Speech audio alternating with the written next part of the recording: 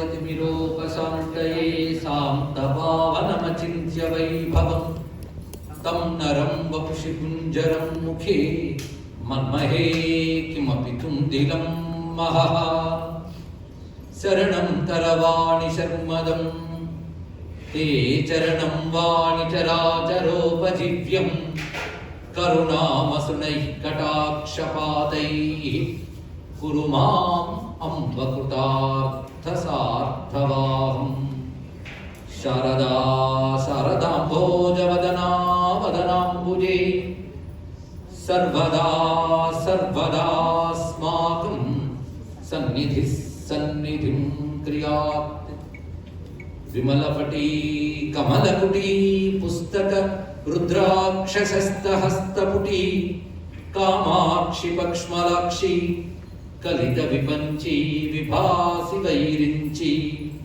वागर्थाविव संपृक्तौ वागर्थ प्रतिपत्तये जगतः पितरौ वन्दे पार्वती परमेश्वरौ गुरवे सर्वलोकानां भिषजे भवरोगिणां निधये सर्वविद्यानां दक्षिणामूर्तये नमः। नारायण समारंभां व्यासशंकर मध्यमाम् अस्मदाचार्य पर्यन्तां वन्दे गुरुपरम्परां नारायणं नमस्कृत्य नरं चैव नरोत्तमं देवीं सरस्वतीं व्यासं ततो जयमुदीरयेत्। यज्ञेश अच्युत गोविंद माधव अनंत केशव कृष्ण विष्णु हृषीकेश वासुदेव नमोस्तुते श्री वासुदेव नमोस्तुते। हंसाय दहर निलयाय निरीक्षकाय कृष्णाय मृष्टयशसे निरुपक्रमाय सत्संग्रहाय भवपान्थनिजाश्रमप्तौ अन्ते परीष्टगतये हरये नमस्ते। शिवाय गुरवे नमः शिवाय गुरवे नमः शिवाय गुरवे नमः श्रीमात्रे नमः श्रीमात्रे नमः श्रीमात्रे नमः श्री विष्णुरूपाय नमः शिवाय श्री विष्णुरूपाय नमः शिवाय श्री विष्णुरूपाय नमः शिवाय।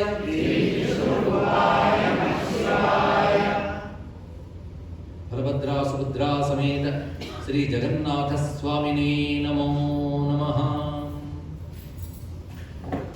భగవత్ స్వరూపమైన సభా సదస్సుని నమస్సు సమర్పణ చేసుకుంటూ ఈ పవిత్రమైన ఆలయంలో వెలసి అనుగ్రహిస్తున్న లక్ష్మీ ఆది సర్వదేవతలకు నమస్కారాలు సమర్పణ చేసుకుంటూ ఇక్కడి ఆలయంలో ప్రవచనాలు అన్నప్పుడు డల్లాస్లో వచ్చిన ప్రథమ సంవత్సరాల్లో ఇక్కడే అనేక ప్రవచనాలు చెప్పుకోవడం జరిగినది. ఆ స్మృతులతో మళ్ళీ ఈసారి డల్లాస్లో ఆఖరి ప్రవచనం చేసుకుంటూ ఉన్నాం. విశేషించి ఈ రోజున జగన్నాథ స్వామి మారు రథయాత్ర జరిగింది. దీన్ని బహుదా యాత్ర అని కూడా అంటారు. అంటే రథయాత్ర ఆషాఢ శుద్ధ విధి నాడు ప్రారంభిస్తే ఇవాళ పరిసమాప్తం అవుతుంది, ఏకాదశికి పరిసమాప్తం అవుతుంది. అటువంటి విశేషమైనటువంటి వేళ సమావేశమై జగన్నాథ స్వామి గురించి తెలుసుకునే ప్రయత్నం చేస్తున్నాం. మనందరికీ కూడా జగన్నాథ స్వామి క్షేత్రం గురించి కొంత అవగాహన ఉంది. జగన్నాథ రథయాత్ర అనేది ప్రపంచ ప్రసిద్ధి చెందినటువంటిది. ప్రపంచంలో ఇంకెక్కడా జరగనంత మహోత్సవం జగన్నాథ రథయాత్ర. ఒక విధంగా భారతదేశానికి గర్వకారణం. అంత జనవాహిని అక్కడికి వచ్చి జగన్నాథ స్వామి దర్శనం చేస్తారు. ఆ రథం తయారీ, అందులో స్వామి విగ్రహములు ఊరేగడం, ఇవన్నీ కూడా ప్రత్యేకతలే. అలాంటి విశేష క్షేత్రం గురించి ఇక్కడ చెప్పుకోబోతున్నాం. అయితే జగన్నాథ స్వామి అంటే మాకు చిన్నప్పటి నుంచి కొంచెం అభిమానం ఎక్కువ. ఎందుకంటే నేను ఉత్కళ రాష్ట్రానికి చెందినవాడిని. ఉత్కళ మిత్రులు ఇక్కడ ఉండొచ్చు, బంధువులు ఉన్నారా? ఒడియాలో వచ్చేంతకి ముందు ఒడిశాలో జన్మ పాయలే ଓଡ଼ିଆ ଭାଷା ପଢ଼ିପାରିବି, ଲେଖିପାରିବି, କହିପାରିବି, ବୁଝିପାରିବି, ଟିକେ ଟିକେ କହିପାରିବି, ବହୁତ ଭାଷା ପଢ଼ିପାରିବି, ସେଥିପାଇଁ କିଛି କିଛି କହିପାରିବି। ଓଡ଼ିଆ ଭାଷା ବହୁତ ସଂସ୍କୃତିରେ ବିରାଜିତ ହେଉଛି ମଧ୍ୟ। ఉత్కళ సంస్కృతి చాలా గొప్ప విశేషమైనటువంటి సంస్కృతి. భారతదేశంలో ఏ రాష్ట్రానికి ఆ రాష్ట్రం ఒక ప్రత్యేకత. ఇది భారతీయుల ముందు గర్వించదగ్గ అంశం.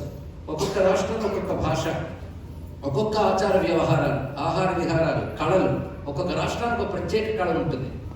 అలా ఏ రాష్ట్రానికి ఆ రాష్ట్రం ప్రత్యేకంగా ఉంటుంది. అన్ని రాష్ట్రాలకు సూత్రం కలుపుతూ భారతీయత అనేటువంటి ప్రధాన స్రోతస్సు ఉంటుంది.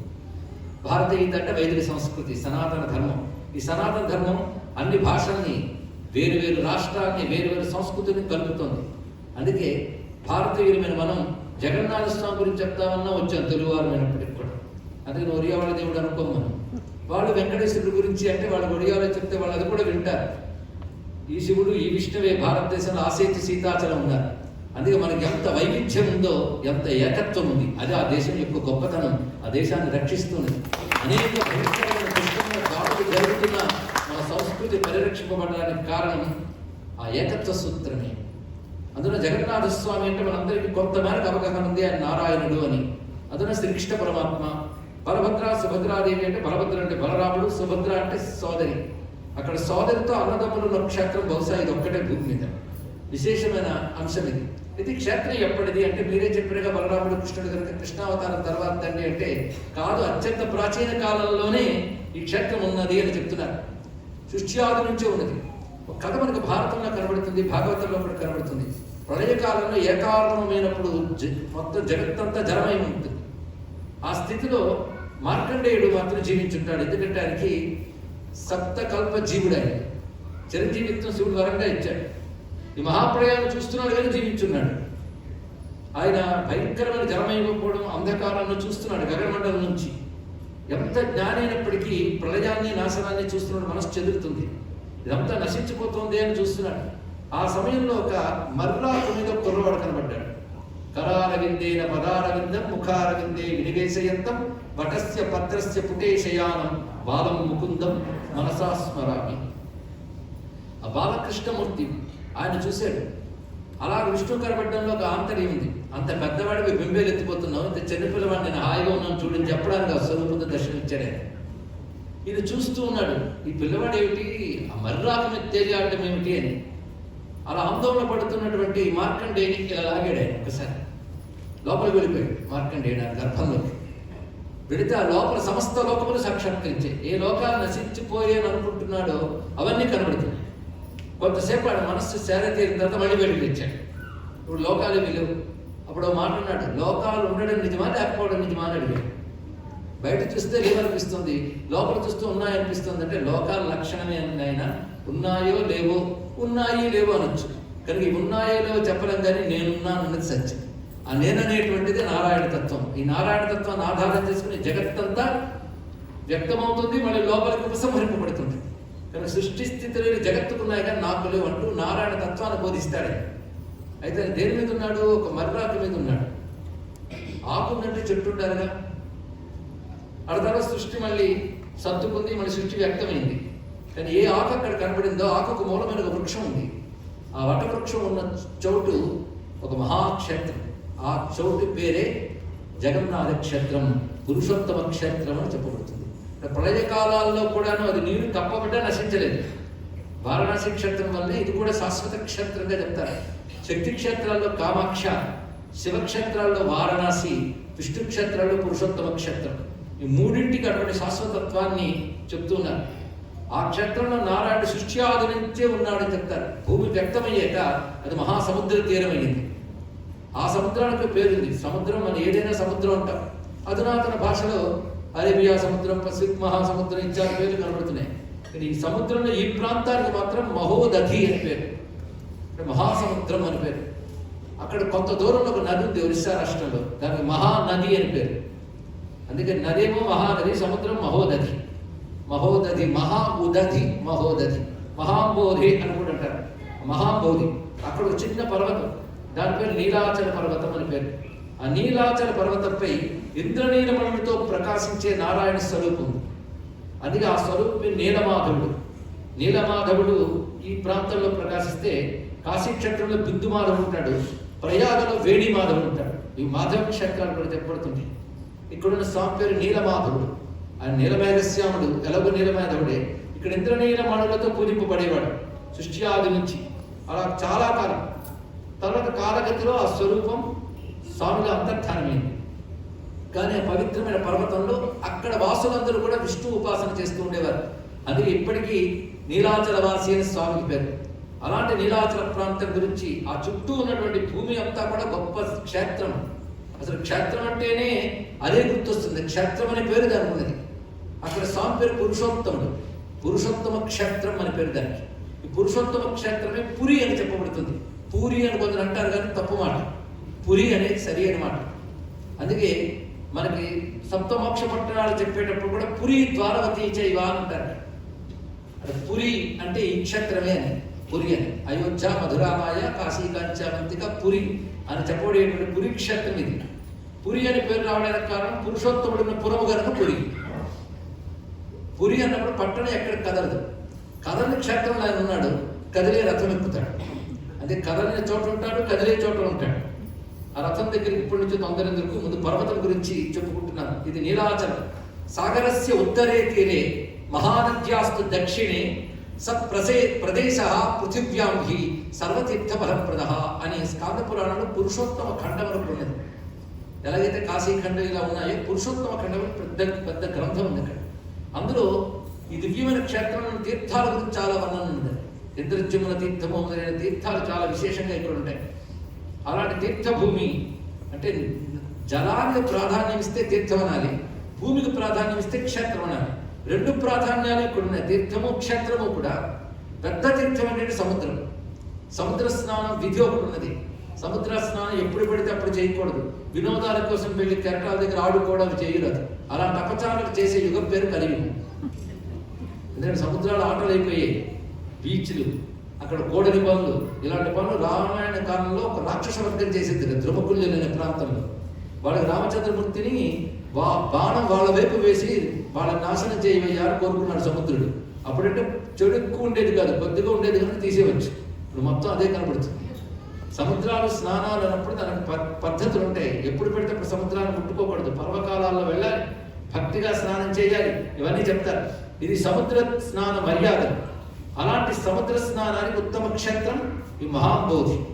కనుక ఇక్కడ సముద్రానికి పేరు మాత్రం మహోదధి, మహాబోధి అని ప్రత్యేకంగా ఇక్కడ అంటారు. మిగిలిన సముద్రాలకి ఈ విధంగా పేరు లేకపోయినప్పటికీ కూడా ఇక్కడ మాత్రం మహాబోధి అనడంలో దాని ప్రాధాన్యత తెలుస్తుంది.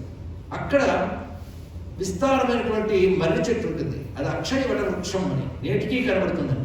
అక్షయ వట వృక్షమే కల్పాంత కాలంలో కూడాను ఆ పత్రం సముద్రం నుంచి పైకి తేలి కనబడింది. అందులోదే దానిపై విష్ణు శయనించి కనబడ్డాడంటే అంత విశేషమైన వటవృక్షం. ఇలాంటి అత్యంత ప్రాచీనమైన వటవృక్షాలు భారతదేశంలో చాలా చోట్ల కనబడతాయి. ప్రయాగ మొదలైన క్షేత్రాలు కూడా అక్షయ వట వృక్షం ఉంటున్నాయి. ఇవి దేవతా స్వరూపాలు. అలాంటి చోట చాలా కాలానికి ఆ రత్న విగ్రహ రూపమైనటువంటి విష్ణువు బహుకాలం తర్వాత విగ్రహ రూపాలు అదృశ్యమయ్యాడు. కానీ దేవత ఇక్కడ ఆరాధింపబడుతున్నాడు. అప్పుడు అవంతి దేశంలో, అవంతి దేశం అంటే మనం ఇప్పుడు మధ్యప్రదేశ్ అంటున్నాం, క్షిప్రా నది, నర్మదా నది, ఆ తీర ప్రాంతాలన్నీ కూడా అవంతి సామ్రాజ్యం. అక్కడే ఉజ్జయిని మహారాజధాని. ఆ ప్రాంతంలో అత్యంత ప్రాచీన కాలంలో ఇంద్రజుమ్నుడు అనేటువంటి మహారాజు పాలన చేసేవాడు, మహావిష్ణు భక్తుడు. ఆయన స్వప్నంలో విష్ణువు కనిపించి ప్రేరేపించి, మహాబోధికు నువ్వు వెళ్ళి అక్కడ నన్ను ఉద్దేశించి విష్ణు యాగం చేయి, నువ్వు భక్తుడు అని నీకు మార్గాన్ని చెప్తున్నాను అంటే నారదుని సహాయంతో ఆ చోటుకు చేరుకున్నాడు. అప్పుడు ఒక విస్తారమైన యజ్ఞం జరిగింది. ఆ యజ్ఞంలో దేవతలు, ఋషులు మొదలైన వారందరూ పాల్గొన్నారు. యజ్ఞం పరిసమాప్తి వేళ సముద్రంలోంచి ఒక పెద్ద కర్ర దుంగ కొట్టుకువచ్చింది. ఒకటే ఒకటి. అది ఒడ్డుకు తీసుకురాబడింది. ఇప్పుడు నారాయణ ప్రేరణతో దానిని విష్ణు స్వరూపంగా మలచాలి, ఆ మలచి దాన్ని ప్రతిష్ఠ చేయాలి. ఇది నారాయణ సందేశం. దానికంటూ విగ్రహ నిర్మాణానికి శాలని ఏర్పాటు చేశారు. విగ్రహం నిర్మించడానికి బ్రహ్మదేవుడే అక్కడికి వచ్చాడు. వచ్చి స్వయంగా బ్రహ్మదేవుడు పూనుకొని ఆ విగ్రహాన్ని ఏర్పాటు చేస్తూ, నేను విగ్రహం పూర్తయ్యే వరకు మీరు తలుపులు తెరవద్దు అని చెప్పాడు. అలా మొత్తం 21 రోజులు విగ్రహాన్ని మలిచారు. విగ్రహం ఎప్పటికీ తలుపు దేవుడు వాళ్ళు బలవంతంగా తెరిచి చూశారట. అయితే ఎవరు లౌకికుల చెప్తారు, పురాణంలో మాత్రం ఆయన తెరిచి శిల్పములు పూర్తయిన తర్వాత తలుపు తెరవగా విగ్రహములు సాక్షాత్కరించే అవి మొత్తం 4 విగ్రహాలు. ఒకే దారులతో 4 ఏకదారు సముత్పన్నా చతుర్థా సంభవిష్యతి. ఒకే దారు 4 రూపాలుగా మలచబడుతుంది అని విష్ణు ముందే తెలియజేశాడు. అంటే ఒకే దారు అంటే ఒకే విష్ణు స్వరూపం, అది 4 భాగాలు ఉన్నదంటే ఒకే విష్ణువు యొక్క 4 రూపాలు అక్కడ సాక్షాత్కరిస్తున్నాయి. ఇది స్కాంద పురాణంలోని మాట. ఆ 4 మూర్తులే జగన్నాథ, బలభద్ర, సుభద్ర, సుదర్శన 4 మూర్తులు. మనం 3 చూస్తాం కానీ జగన్నాథ స్వామి పక్కన ఒక స్తంభాకృతి ఉంటుంది. ఆ స్తంభం మధ్యలో ఒక వృత్తం ఉంటుంది. ఆ వృత్తం చక్రం లిఖించి ఉంటుంది. అది సుదర్శన దేవుడు. మొత్తం 4 దేవతలు ఉంటారు. జగన్నాథ, బలభద్ర, సుభద్ర అనుకుంటాం. 4వది కూడా ఉండాలి, అది సుదర్శన దేవుడు. ఈ 4 ఒకే దారు నుంచి, దారు అంటే కర్ర, కొయ్య, ఇది అర్థం. అందుకే ఈ స్వామికి దారు బ్రహ్మ అంటారు. దారు రూపంలో కనబడుతున్న పరబ్రహ్మ దారు బ్రహ్మ. అయితే ఈ 4 ఎవరు? దీని గురించి చాలా ఆశ్చర్యకరమైన విషయాలు మన పురాణాలు చెప్తుంటాయి. పైగా ఆశ్చర్యాలకే ఆశ్చర్యం జగన్నాథ క్షేత్రం, అద్భుతాల నిలయం. భారతదేశంలో ఒక్కొక్క క్షేత్రానికి ఒక ప్రత్యేకత ఉంటుంది, ఒక్కొక్క క్షేత్రంలో ఒక విశేషం. అన్నీ ఒకలా ఉండవు. ఒక మతం ఒక దేశాన్ని ఆక్రమించుకుంటే వాళ్ళ లక్షల కొలది ప్రార్థనా మందిరాలు కట్టవచ్చు, కానీ అన్ని చోట్ల ఒకే స్వరూపం, ఒకే ఏడుపు. ఇన్ని వైవిధ్యం కనబడింది ఇక్కడ. కానీ భారతదేశం అలా కాదు, విభిన్న క్షేత్రాలు, అనేక విష్ణు క్షేత్రాలు, అనేక శివ క్షేత్రాలు. ఒక్కొక్క క్షేత్రానికి ఒక ప్రత్యేకత ఉంటుంది. అక్కడ ఉన్న మహిమలు కూడా విశేషం. ఇంత కాని కాలంలో కూడా మనందరం ఉదాసీన నిర్లక్ష్య వైఖరితో ప్రవర్తిస్తున్న కాలంలో కూడా నేటిగా అద్భుతాలు, మహిమలు, పవిత్రత ఆలయాల్లో ఉన్నది. అదే భారతదేశం యొక్క గొప్పతనం. అదే భారతదేశాన్ని కాపాడుతున్నది ఏదైనా ఉంటే క్షేత్రశక్తి, తీర్థశక్తి, ఆలయ శక్తి, ఇది కాపాడుతున్నది. ఆలయాల మహాత్మ్యం అలా ఉంటుంది. అందుకే వాటిని ఇతర మతముల వలె మనం చూడరాదు, దీని ప్రత్యేకత గ్రహించాలి. ఈ క్షేత్రంలో అడుగడుగున అద్భుతాలే, ఇప్పటికీ అద్భుతాలు కనబడుతుంటాయి. జగన్నాథ మహిమలు సామాన్యం కాదు. పైగా ప్రతి ఆలయానికి కొన్ని ఆగమాలు ఉంటాయి, ఒక్కొక్క ఆలయానికి. కానీ జగన్నాథ ఆలయానికి ఆగమం మాత్రం ఇతర ఆగమాల కంటే విభిన్నంగా ఉంటుంది, ప్రత్యేకంగా ఉంటుంది. ఇదంతా దీనికంటూ ప్రత్యేకం, ఇది ఇంకెక్కడా కనిపించదు. అందుకే ఇక్కడ పాంచరాత్ర, వైఖానస, ఇత్యాది ఆగమాలు కాదు, ఒక చిత్రమైనటువంటి ఆగమం ఇక్కడ ఉంటుంది. అందులో వైష్ణవము కలిసి ఉంటుంది, శాక్తేయము కలిసి ఉంటుంది. పైగా సర్వదేవతా భావం కలిగి ఉంటుంది ఇక్కడ. అందుకే సర్వశ్రీ జగన్నాథం అనే మాట కొంచెం ఆ ప్రాంతాల్లో ఉన్న తెలుగు వాళ్ళకి తెలుస్తుంది. అంటే విశాఖపట్నం వరకు కూడా జగన్నాథ స్వామికి ప్రభావం ఉందండి. ఎందుకంటే ఒరిస్సా, ఆంధ్ర బోర్డర్, ఆ ప్రాంతంలో శ్రీకాకుళం, విజయనగరం, విశాఖపట్నం వరకు జగన్నాథ ప్రభావం బాగా కనబడుతుంది. ఆ ప్రాంతాల్లో కొంతమంది పిల్లలకు కూడా జగన్నాథ స్వామి పేరు పెట్టుకుంటుంటారు. సుభద్ర అనే పేరు పెట్టుకోవడం కూడా కనబడుతుంది. జగన్నాథ ప్రభావం అంత ఉంటుంది. అది విజయనగరం మొదలైన చోట్ల కూడా జగన్నాథ మందిరాలు ఉన్నాయి, అక్కడ రథయాత్ర చేస్తారు. ఇక్కడ మీరు ఎలాగైతే జగన్నాథ స్వామి రథయాత్ర చేసుకుంటున్నారో ఆ విధంగా అక్కడ అనేక ప్రాంతాల్లో చేస్తారు. విశాఖపట్నం వరకు ప్రభావం ఎక్కువగా కనబడుతుంది. ఇటీవల కాలంలో హైదరాబాద్ నగరంలో కూడా ఇంచుమించు పూరి జగన్నాథ స్వామి ఆలయానికి ప్రతీకగా ఒక ఆలయాన్ని నిర్మాణం చేశారు, అదే శిల్పంతో. ఒరిస్సా శిల్పం ఒక విశేషం, ఉత్కళ శిల్పం.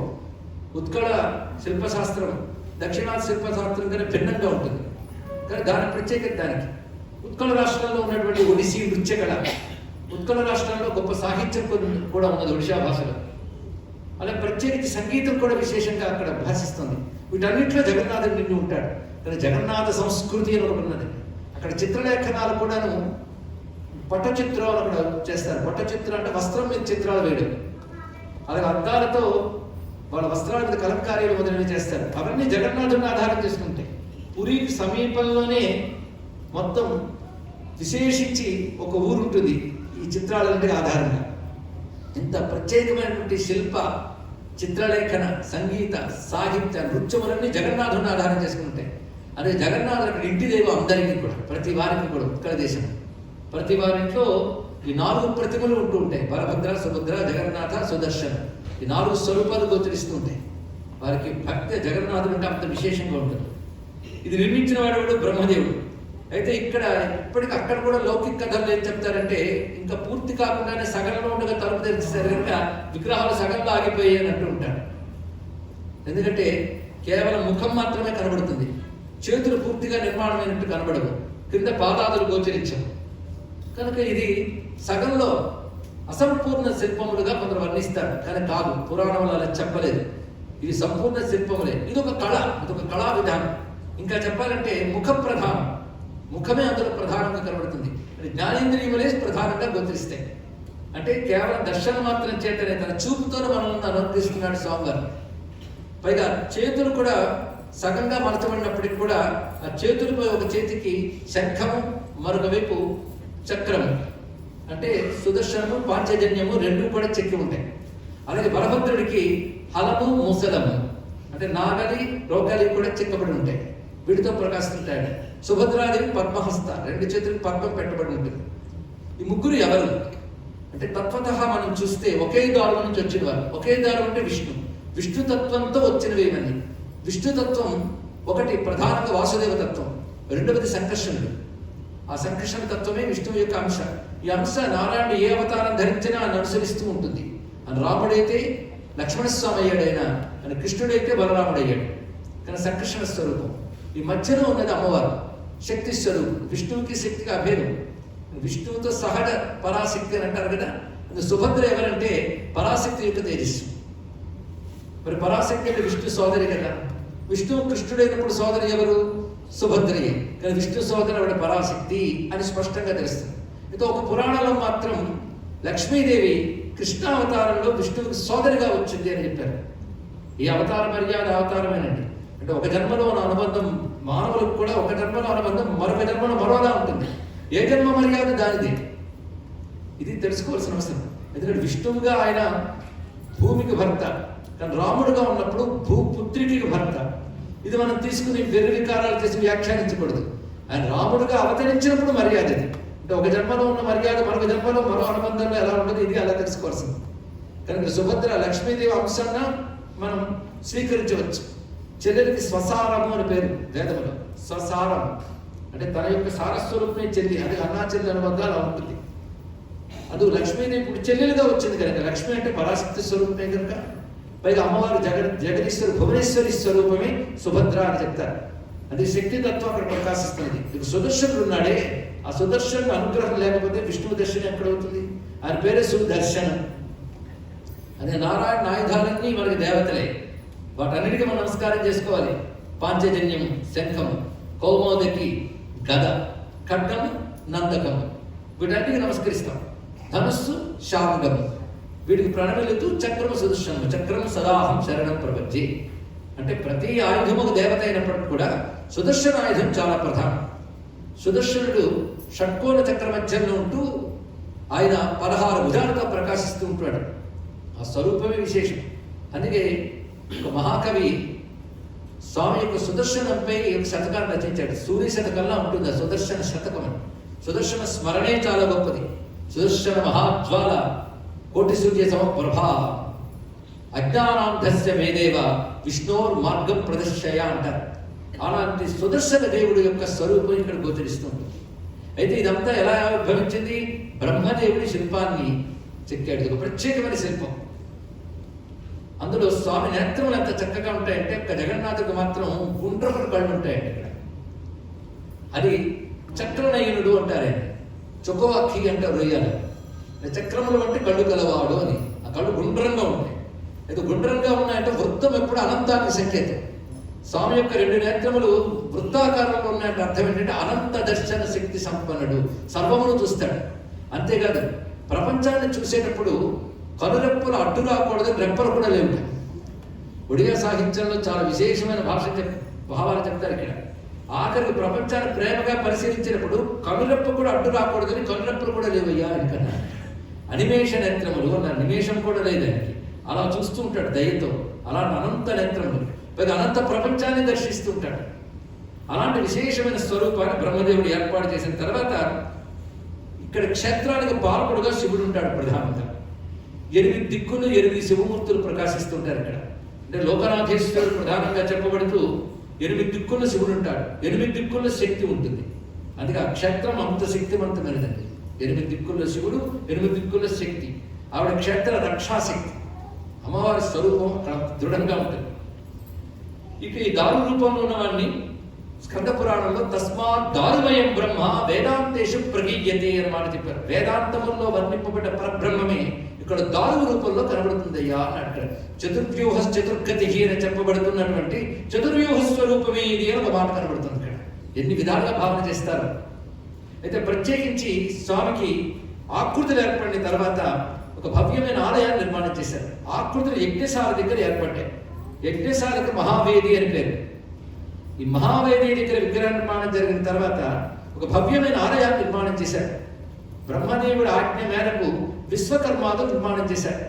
అందుకే పురుషోత్తమ క్షేత్ర మందిరం యొక్క ప్రమాణం కానీ దాని గురించి శిల్ప సంపద కానీ ఆశ్చర్యం కలిగిస్తాయి.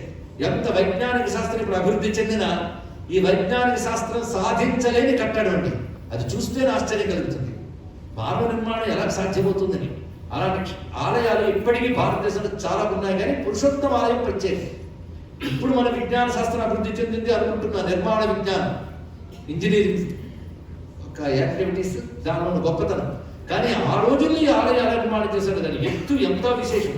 ఇప్పటికీ దృఢంగా ఉంది ఆలయం. అలాంటి భవ్యమైనటువంటి చిత్రమైన శైలితో ఈ శిల్పములు ఉంటాయి, ఆలయం ఉంటుంది, గోపురాలు ఉంటాయి. అలాంటి విశేషమైనటువంటి ఆలయాన్ని నిర్మాణం చేశారు విశ్వకర్మాతో. అప్పుడు స్వామిని ఇక్కడ ప్రతిష్ఠ చేయాలి. ఆ ప్రతిష్ఠ చేయడానికి ఈ విగ్రహమును తరలించి తీసుకువెళ్ళారు. అక్కడ ప్రతిష్ఠ చేసిన వాడు ఎవరు అంటే ప్రధానంగా బ్రహ్మదేవుడే ప్రతిష్ఠ చేశారు. భరద్వాజాది మహర్షులు ఆయన సహకరించారు. అది ఎప్పుడు ప్రతిష్ఠ చేశాడు అంటే ప్రధానంగా ఒకవైపు బృహస్పతి, మరొకవైపు భరద్వాజాది మహర్షులు ఉంటే బ్రహ్మదేవుడు స్వయంగా శ్రీ సూక్త పురుష సూక్త మంత్రాలని అక్కడ ఆవహింపజేసి ఈ మూర్తులను ప్రతిష్ఠ చేశాడు అని చెప్తారు. పైగా ఒక కల్పం దానికి తయారు చేశారు ఆగమం. అందుకే ఇక్కడ ఆగమం చాలా ప్రత్యేకము అని చెప్పుకున్నాం, విశేషంగా ఉంటుంది. ఎప్పుడు ప్రతిష్ఠ జరిగిందంటే వైశాఖస్య అమలే పక్షే అష్టమ్యాం పుష్యయోగత కృతా ప్రతిష్టాభో విప్రాహ శోభనే గురువాసరే. ఇది పురుషోత్తమ క్షేత్ర మహాత్మ్యం స్కంద పురాణంలో వ్యాసవచనం. వైశాఖ మాసంలో అమలపక్షం, అమలపక్షం అంటే శుక్లపక్షం. అప్పుడు అష్టమి నాడు, గురువారం నాడు పుష్యమి నక్షత్రం ఉన్న పుణ్య సమయంలో ప్రతిష్ఠ చేశారు.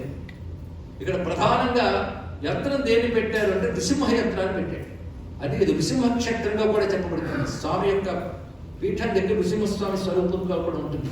ఎందుకంటే నారాయణ తత్వంలో లక్ష్మీ నృసింహతత్వం అత్యంత పరిపూర్ణమైనటువంటిది. అదే లక్ష్మీ నృసింహస్వామి క్షేత్రంగా కూడా దీన్ని చెప్తారు. నృసింహ క్షేత్రం ఇది. తత్సమీపంలోనే మహావటవృక్షం ఉంటుందండి ఆలయ సమీపంలో. అప్పుడు స్వామివారిని ప్రతిష్ఠ చేశారు. అక్కడి నుంచి ఈ విగ్రహాన్ని తీసుకొచ్చి ఈ విధంగా ఆలయంలోకి వచ్చాడు. అప్పుడే స్వామికి ఏ మాసం ఏ ఉత్సవాలు ఎలా చేయాలో మొత్తం కల్పం నిర్మాణం చేయబడింది. నేటికి దానిలో ఉద్దండులైన పండితులు నేటికి ఉన్నారు పురుషారాష్ట్రంలో. అదే భారతీయ ఋషి విజ్ఞానానికి ఎప్పుడు నాశనం ఉండదు, ఏదో రూపంలో రక్షింపబడుతూనే ఉంటుంది. ఎంత కలియుగంలో మహాపండితులు ఉంటారు. అయితే మనకి వాటిపై పెద్ద ఆసక్తి ఉండదు కనుక తెలియదు. క్షేత్రానికి వెళ్తాం, దర్శనం చేసి వచ్చేస్తాం, ప్రసాదం కొనుక్కొస్తాం, ఏమైనా కొన్ని అక్కడ గిఫ్ట్లు లాంటివి ఉంటే కొనుక్కుని తీసుకొస్తాం. కానీ దాని మీద పరిశోధన చేస్తే చాలా తెలుస్తాయి.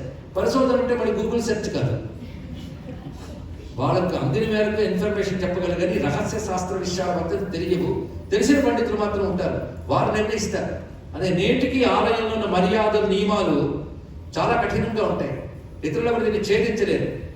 అది ప్రభుత్వాల పెత్తనం ఆలయాల మీద ఉండకూడదు ఎప్పుడు కూడా. ఎందుకంటే ఆలయ మర్యాదలు వాళ్ళకి ఎలా తెలుస్తాయి.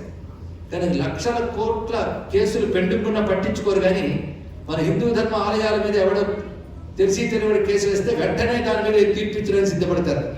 అసలు ప్రభుత్వాలు కానీ న్యాయస్థానాలు కానీ ఆలయాల విషయంలో జోక్యం చేసుకోకూడదండి. ఎందుకంటే ఒక ఆలయానికి మర్యాద ఉంటాయి, శాస్త్రాలు ఉంటాయి, వాటిలో తెలిసిన వాళ్ళు నిర్ణయించాలంతే. కానీ భారతదేశంలో అదేం బాధ. కానీ కేవలం హిందూ ఆలయాల మీదే ఈ పెత్తనాలు ఉంటాయి, మిగిలిన వాళ్ళు జోలికి వెళ్ళదు. ఎందుకంటే వాళ్ళ మతాలు వాళ్ళు గౌరవించాలంటారు. మన మతాలు గౌరవించకూడదా మన దేశంలో పుట్టినది? ఇది ఆలోచించవలసిన అవసరం. కానీ ఏదేమైనా ఇన్ని రకాల దుర్మార్గాలు జరుగుతున్నా కూడా మనలో ఈ క్షేత్ర మర్యాద బలంగా కాపాడబడుతుందంటే మన నిర్వాహకాలు కావు, అక్కడ ఉన్నటువంటి దైవశక్తి మహాత్ముల శాస్త్ర బలమే కాపాడుతుంది. కనుక వర్ధిల్లుగాక మనం ఎప్పుడు నమస్కారం చేసుకుంటాం. పైగా దీన్ని ప్రళయ క్షేత్రం అని పేరు. ప్రళయ కాలాల్లో కూడా ఈ క్షేత్ర నాశనం కాదు. అందుకే మనకి దేవి భాగవతంలో బ్రహ్మవిత్తు పురాణంలో ఒక మాట చెప్తారు. కలియుగం ప్రారంభమైన 5000 ఏళ్లకి ప్రతి ఆలయం నుంచి దివ్యత్వం అంతరించిపోతుంది. ఇది శాస్త్రం చెప్తున్న మాట. ఎందుకంటే మామూలుగానే ప్రతిష్ఠిత ఆలయాల్లోకి మనం వెళ్ళినప్పుడే ఇప్పుడు జరుగుతున్న అనాచార దురాచారాల వల్ల దివ్యత్వం పోతుంది. కేవలం అక్కడ మాత్రం మిగులుతాయి, విగ్రహాలు అవి మిగులుతాయి అంతే. అంటే ఇప్పుడు వీటిలో శక్తి లేదా అంటే పురాణంలో ఉన్నది చెప్పారు అంతే. అక్కడికి వెళ్ళేది ఎక్కువ సాధన చేయాలి, సహజంగా పొందడం. కానీ ఎంత కలిదోషాలు కనబడుతున్నా కూడా శక్తి నశించని క్షేత్రాలు ప్రధానంగా 3 ఉంటాయని దేవి భాగవతం చెప్తుంది, బ్రహ్మవిష్ణు పురాణం చెప్తుంది. అది ఒకటేమిటంటే కాశీ మహాక్షేత్రం, రెండవది బృందావన మహాక్షేత్రం, మూడవది పురుషోత్తమ క్షేత్రం. ఈ 3 ఎప్పుడూ గొప్పగా.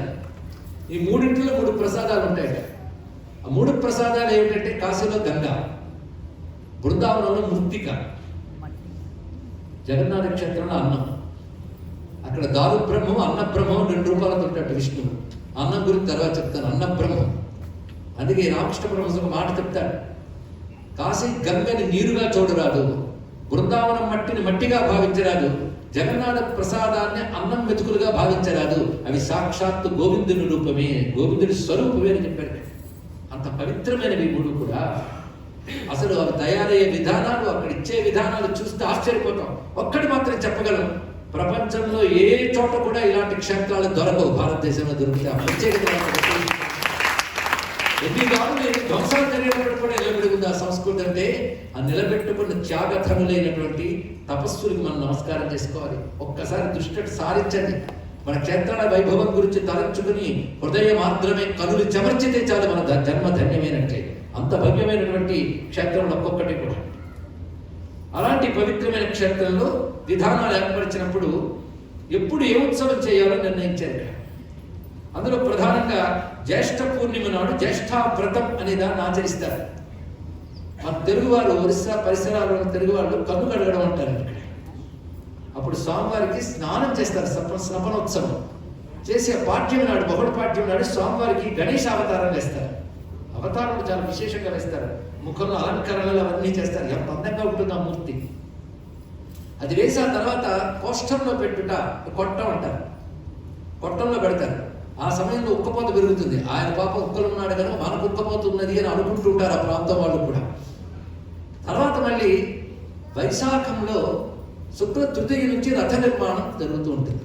ఈ లోపల జ్యేష్ఠంలో స్వామివారిని కొట్టంలో పెడతారు. రథ నిర్మాణం ప్రారంభమవుతుంది. రథం ఏ ఏడాదికి ఆ ఏడాది చేస్తారు. అదే తయారు చేసి ఎక్కడో పెట్టి మన ఉత్సవం రాగానే దులిపి తీయడం లేదు. ఏ ఏడాదికి ఆ ఏడాది చేస్తారు. దానిలో నిపుణులైనటువంటి వాళ్ళు పరంపరగా ఉంటారు. ఈ రథ నిర్మాణానికి పద్ధతి ఉంటుంది. కేవలం ఆర్టిస్టిక్గా కాదు, దాని వల్ల వెనకాల దైవశాస్త్రం ఉంటుంది. ఆ చక్రముల నిర్మాణం కానీ, చుట్టూ ఉన్నటువంటి ఆవరణల నిర్మాణం, అక్కడక్కడ ఏ దేవతలు ఉండాలో ఆ దేవతలు పెడతారు. కేవలం జగన్నాథుడు ఒక్కడే దేవుడు కాదు, చుట్టూ పరివారమైన దేవతలు పెడతారు. ఆ దేవతాగణ మధ్యలో దేవదేవుడైన స్వామి ప్రకాశిస్తూ ఉంటాడు. ఆ దేవతల పేర్లు ఉన్నాయి. వాడికి పూజలు చేస్తారు, గురికి ఎక్కించడం కాదు. ఆ పూజల పద్ధతిగా చేసి వాటికి ఆ పూజల పద్ధతుల్లో మంత్ర ఆవాహన చేస్తారు, బలులు ఇస్తారు, ఇవన్నీ నిర్మాణం చేస్తారు. అది వైశాఖ శుక్ల తృతీయ నుంచి ప్రారంభమవుతుంది. సరిగ్గా ఆషాఢ మాసం ప్రారంభానికే మొత్తం సిద్ధమైపోతుంది. ఆషాఢ శుద్ధ విధియ నాడు ఇంతవరకు కోష్టంలో ఉన్నటువంటి దేవతలు తీసుకొచ్చి చక్కగా అలంకరింపజేసి అప్పుడు ఈ రథాన్ని ఎత్తిస్తారు. అంటే జగన్నాథ మూలమందిరం నుంచి కదిలిస్తాడు స్వామివారు, చాలా విశేషం. అంతవరకు కూడా మూలమందిరం నుంచి కొట్టంలో పెడతారు స్వామిని. అప్పుడు మాత్రం ఆలయంలో స్వామి దర్శనం అవుతుంది మనకి. ఆ కోష్టంలో ఉంటాడు. జ్యేష్ఠ పాఠ్యం నుంచి ఆషాఢ శుద్ధ విధి వరకు అందులోనే ఉంటాడు ఆయన. అప్పటి వరకు ఆలయంలో మూర్తులు ఉండరు. మీకు ఎక్కడైనా సరే ఆలయంలో ఉత్సవమూర్తులే రథమే పెరుగుతాయి కానీ మూలమూర్తులు రాదు. ఒక్క ఈ క్షేత్రంలో మూలమూర్తులు కదిలి వస్తారు. అది గొప్పతనం. పైగా ప్రతి చోట మనం మూలమూర్తుల ప్రతిష్ట స్థిరంగా ఉంటుంది, చలం కాదు, కదలదు. కానీ ఇక్కడ చలంగా కదులుతాడు ఆయన. అది మరొక ప్రత్యేకత. అంటే అక్కడ ప్రతిష్ట చేస్తారే కానీ కదలనట్టు చేయరు. మరి సంవత్సరం తర్వాత కదిలించుతారు. మూలమూర్తులే కదిలి వచ్చి రథం ఎక్కుతారు. అది గొప్పతనం. ఈ క్షేత్రానికి మాత్రమే ప్రత్యేకత. మూల విరాట్లు కదిలి వచ్చేస్తారు నలుగురు. తీసుకొచ్చేటప్పుడు ఆ శోభ ఉంటుంది. ఇప్పుడు అదృష్టవశాత్తు దూరదర్శన్ మొదలైన వాటి వల్ల లైవ్ చూడొచ్చు, చూసేవాళ్ళు ఉంటారు. ఎంత భవ్యంగా ఉంటుందో, రోజంతా పండగ. అది తీసుకొచ్చేటప్పుడు వాళ్ళు చేసే స్తోత్రములు అద్భుతంగా ఉంటాయి. వైభవం, మంగళనాథములు, వాటికంటూ దానిలో ప్రవీణులైనటువంటి వాళ్ళు ఉంటారు. ఆ పద్ధతిగా తీసుకొచ్చి రథాన్ని ఎక్కించిన తర్వాత స్వామి కదిలి వెళ్తాడు. ఎక్కడికి? గుండిచా మందిరానికి. గుండిచా మందిరం అంటే ఏమిటి అది కూడా తెలియాలి కదా. గుండిచా మందిరం అంటే ఎక్కడ స్వామి విగ్రహాలు మొదట తయారయ్యాయో ఆ యాగశాల పేరు గుండిచా. దాని మహావేది అని పేరు. ఆ మహావేదికి తీసుకువెళ్తారు. అంటే ఎక్కడ తయారయ్యాడో అక్కడ ఉంటాడు 10 రోజుల పాటు. అక్కడ తయారైన దానికి సంకేతంగా అక్కడ 10 రోజుల పాటు ఉత్సవం జరుగుతుంది. ఆషాఢ శుద్ధ విదియ నుంచి ప్రారంభమై ఏకాదశితో పూర్తవుతుంది. ఏకాదశితో బాహుదా యాత్ర, తిరుగు ప్రయాణం, తిరుగు రథయాత్ర అంటారు. ఇది మళ్ళా మహావైభవంగా జరుగుతుంది ఇక్కడ. అలా రథయాత్ర చేస్తారు. అంటే ఇప్పుడు స్వామి ఆలయంలో ఉన్న వేదిక పేరు రత్నవేది. యజ్ఞం అక్కడ జరిగిన చోట పేరు మహావేది అని చెప్తారు. ఈ మహావేది దగ్గర తీసుకొస్తారు. అందుకే దీనికి మహావేది మహోత్సవం అని పేరు. మహావేది మహోత్సవం అనే నామం పురాణాల్లో కనబడుతుంది. మన రథయాత్ర, గుండిచా మందిరం పేర్లు వ్యవహారం. నేను ఇప్పుడు చెప్తున్న శాస్త్రంలో ఏం చెప్పారని. ఎందుకంటే శాస్త్రానికి లోకానికి చాలా దూరం ఉంటుంది. అందుకే లోకంలో వ్యవహారాలు అనేక కథలు పుడతాయి. ఆ కథలు ప్రతీతిగా వ్యాపించి ఉంటాయి. వీటిని ఆ ప్రాంతపు కథలు అంటారు కానీ పురాణ ప్రమాణం, శాస్త్ర ప్రమాణం చెప్పడానికి లేదు. కానీ మన శాస్త్రం పిల్లాడు ఆడితే ఆడాడు చూపులు అడ్డేటట్టు. దీన్ని బట్టి మనం ఎక్కడున్నా మన సాధన చూడేటట్టు. అతన్ని ఇలా ఆడేటట్టు పంపించడం మొదటి దోషం. అటువైపు అలా తిరగడం ఒకటి. ఎందుకంటే సర్వశాస్త్ర సారాలు తీసుకొచ్చి చెప్తుంటే విషయాన్ని మర్యాద ఇవ్వాలి, గుర్తుపెట్టుకోవాలి. విష్ణు ఇదం విష్ణు విచక్రమే త్రేధాని దదే పదం రథస్థితం వ్రజంతం మహావేది మహోత్సవే. స్కాంద పురాణం వాక్యం ఇది. ఏ పశ్యంతి ముదా భక్త్యా వాసస్తేషాం హరే పదే. రథస్థితం వ్రజంతం, రథములో ఉండి కదులుతున్న స్వామిని చూసినట్లయితే ఆ మహావేది మహోత్సవంలో ఎవరైతే అలా దర్శిస్తారో, దర్శించడం ముదా భక్త్య, ఆనందముతో భక్తితో దర్శిస్తారో వారికి హరి యొక్క పదమునందు వాసం లభిస్తుంది అని చెప్తున్న శాస్త్రం. యథా రథ విహారోయం మహావేది మహోత్సవ యత్రాగచ్చ దివో దేవా స్వర్గం యాంత్యధికారిణ. ఆ సమయంలో దేవతలు కూడా దివ్యలోకాల నుంచి వచ్చి రథయాత్ర చేస్తారు స్వామి. అందుకే ఏదో దివ్యత్వం రథయాత్రలో కనబడుతుంటుంది. కోట్ల జనం, ఎంత చక్కగా జరుగుతుందో రథయాత్ర. వైభవమే వైభవం. అందుకే ఒక కుంభమేళ, ఒక రథయాత్ర జరుగుతున్నప్పుడు ఇంత జనం వస్తారు. అందరూ క్షేమంగానే వెళుతూ ఉంటారు. అందుకే ప్రపంచంలో మన ధర్మం గిట్టని వాళ్ళకి కంటగింపుగా ఉంటుందండి. వాళ్ళు పాప కొత్త ఉడికిపోతుంటారు. ఎవరి ఉడికిన ఈ వైభవాలు జరుగుతూనే ఉంటాయి. భారతదేశాన్ని కాపాడుతుంటారు. ఒక్కసారి ఎందుకంటే అద్భుతాలు అలవాటు అయిపోతే మామూలు అయిపోతాయి. అందుకే గొప్ప గొప్ప విషయాలు అలవాటు కారాదు. ఎంత మహానుభావుడైనా అలవాటు అయిపోతే మామూలు వాడు అయిపోతాడు. గొప్ప మహావిషయం కూడా అలవాటు అయిపోతే మామూలు అయిపోతాయి. అందుకే అన్ని అందరికీ ఎక్కువ దొరకకూడదు. దొరికితే విలువ తెలియదు. లేదా భారతదేశం లాంటి దేశంలో పుట్టడం, ఇలాంటి సంస్కృతికి వారసులు కావడం ఎంత అద్భుతం అండి. ఒక్కసారి ఆలోచిస్తే ప్రపంచంలో లేదు ఇలాంటి సంస్కృతి. అది మనదని గర్వించాలి. కానీ మనకు అలవాటు అయిపోయినది దాని విలువ తెలియదు. ఎలాంటి మహోత్సవం ఒక్కసారి ఊహించుకుంటే దేవతలు కూడా వచ్చి దర్శించే గొప్ప అద్భుతమైనటువంటి విశేషం అన్నారు. ఇది కూడా పంచక్రోశాత్మకమైన మహాక్షేత్రమే. కాశీ వలని ఇది పంచక్రోశాత్మకంగా ఉంటుంది. ఇందులో జగన్నాథ బలభద్ర సుదర్శన విగ్రహాలు సుమారు 6 అడుగుల ఎత్తులో ఉంటాయి. సుభద్రాదేవి విగ్రహం మాత్రం 5 అడుగుల ఎత్తులో గోచరిస్తుంది. ఈమెకైతే హస్తములు అలా కనబడవు, కేవలం ముఖ ప్రధానంగా కనబడుతుంది. ఎందుకంటే భగవంతుడు కనులారా చూడాలి, చిరునవ్వు నవ్వాలి, దీంతో ప్రసన్న భావం కనబడుతుంది. ఇలా చూసి తర్వాత ఏదో చేయక్కర్లేదు. వాళ్ళు చూపు చూసి నవ్వితే చాలు, మనకు కావాల్సిన జరిగిపోతాయి.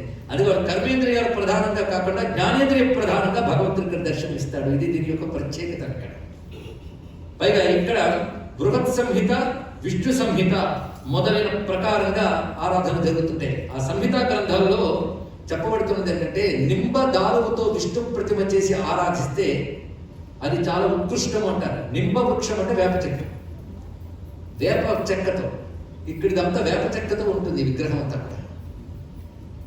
అక్కడ విశేషం ఈ ఆలయంలో అద్భుతమైనటువంటి ప్రధాన దేవాలయ శిఖరం మీద నీలచక్రము ఉంటుంది. ఆ నీలచక్రం చాలా ఆశ్చర్యకరమైనటువంటి. ఒక్క ఈ చక్రమే 12 అడుగులు పొడవుంటుంది. ఆ చక్రం ఎటు నుంచి చూసినా కనబడుతుంది ఆ పరిసరాలు. అంత గొప్పది నీలచక్రం. దాని బరువు 2200 కిలోల బరువు ఉంటుంది. పైగా వ్యాసం 36 అడుగులు, 12 అడుగుల పొడవు, 36 అడుగుల వ్యాసంతో అది ఉంటుంది. ఇప్పటికి ప్రతి ఏకాదశి నాడు గోపురం వద్ద ఈ నీలచక్రం దగ్గర దీపాన్ని వెలిగిస్తారు. పైగా ధ్వజాన్ని మార్చడం కూడా ఉంటుంది. ఈ ధ్వజం మార్చేటప్పుడు మొక్కులు ఉంటాయండి. ఆ మొక్కుల్లో మనం వంతు రావడానికి ఎన్ని సంవత్సరాలు పడుతుందో అన్ని మొక్కులు ఉంటాయి. అక్కడికి ఎక్కి ధ్వజం కట్టడం అనే సామాన్య విషయం కాదు. ఇప్పటికీ ఆశ్చర్యం ఏంటంటే, ఆ ధ్వజం రెపరెపలాడుతూ గాలికి వ్యతిరేక దిశలో ఉంటుంది. ఇప్పటికీ కూడా అదే ఇప్పటికీ ఆశ్చర్యం. ఆ నీల చక్రం ఉన్నది, అందుకే నీల శిఖరం అని కూడా పేరు దానికి. ఆ నీల చక్రం అని దాని పేరు. ఆ సుదర్శన చక్రం అక్కడ ప్రకాశిస్తూ ఉంటుంది ఇక్కడ. పైగా దాని ముక్కు బట్టి ఒక్కొక్కరు 27 అడుగుల ధ్వజములు కూడా ఉంటాయి ఇక్కడ. అంత విశేషమైనటువంటి గోపురం.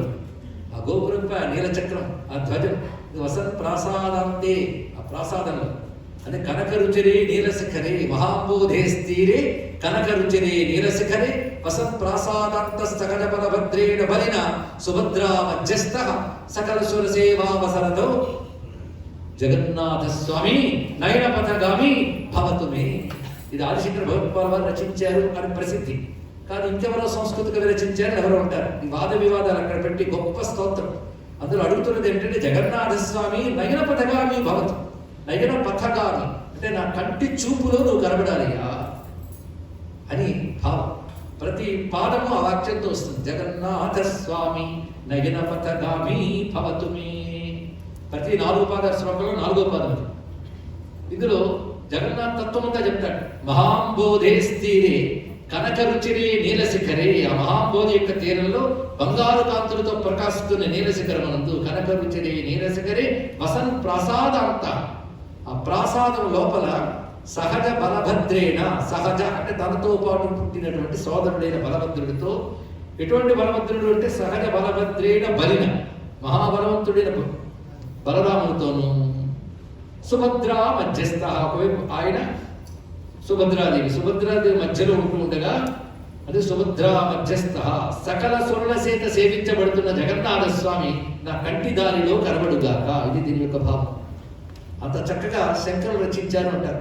శంకరుడికి జగన్నాథ క్షేత్రానికి నిజంగా సంబంధం ఉందండి. ఆయన పీఠస్థాపన చేసినప్పుడు 4 దిశల్లో పీఠస్థాపన చేశాడు. అందులో తూర్పున ఇక్కడ శంకర పీఠం ఉన్నది. నేటికి కూడా జగద్గురు పీఠాల్లో గొప్ప పీఠం. అందులో ఇప్పుడున్నటువంటి స్వామివారు కూడా సామాన్యులు కాదు, గొప్ప సైంటిస్ట్ ఒకప్పుడు కూడా. ఆయన వేదాంగ వేత్త.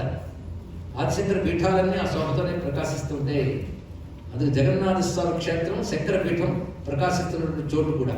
ఆయనకి విష్ణు అంటే మహాప్రీతి. దాన్ని పెట్టి 4 పీఠాలు విష్ణు క్షేత్ర సమీపంలోనే పెట్టాడు. ఇక్కడ ప్రత్యేకించి జగన్నాథ స్వామి వద్ద శంకరులు కూడా వచ్చి సేవించుకున్నారని తెలుస్తున్నది.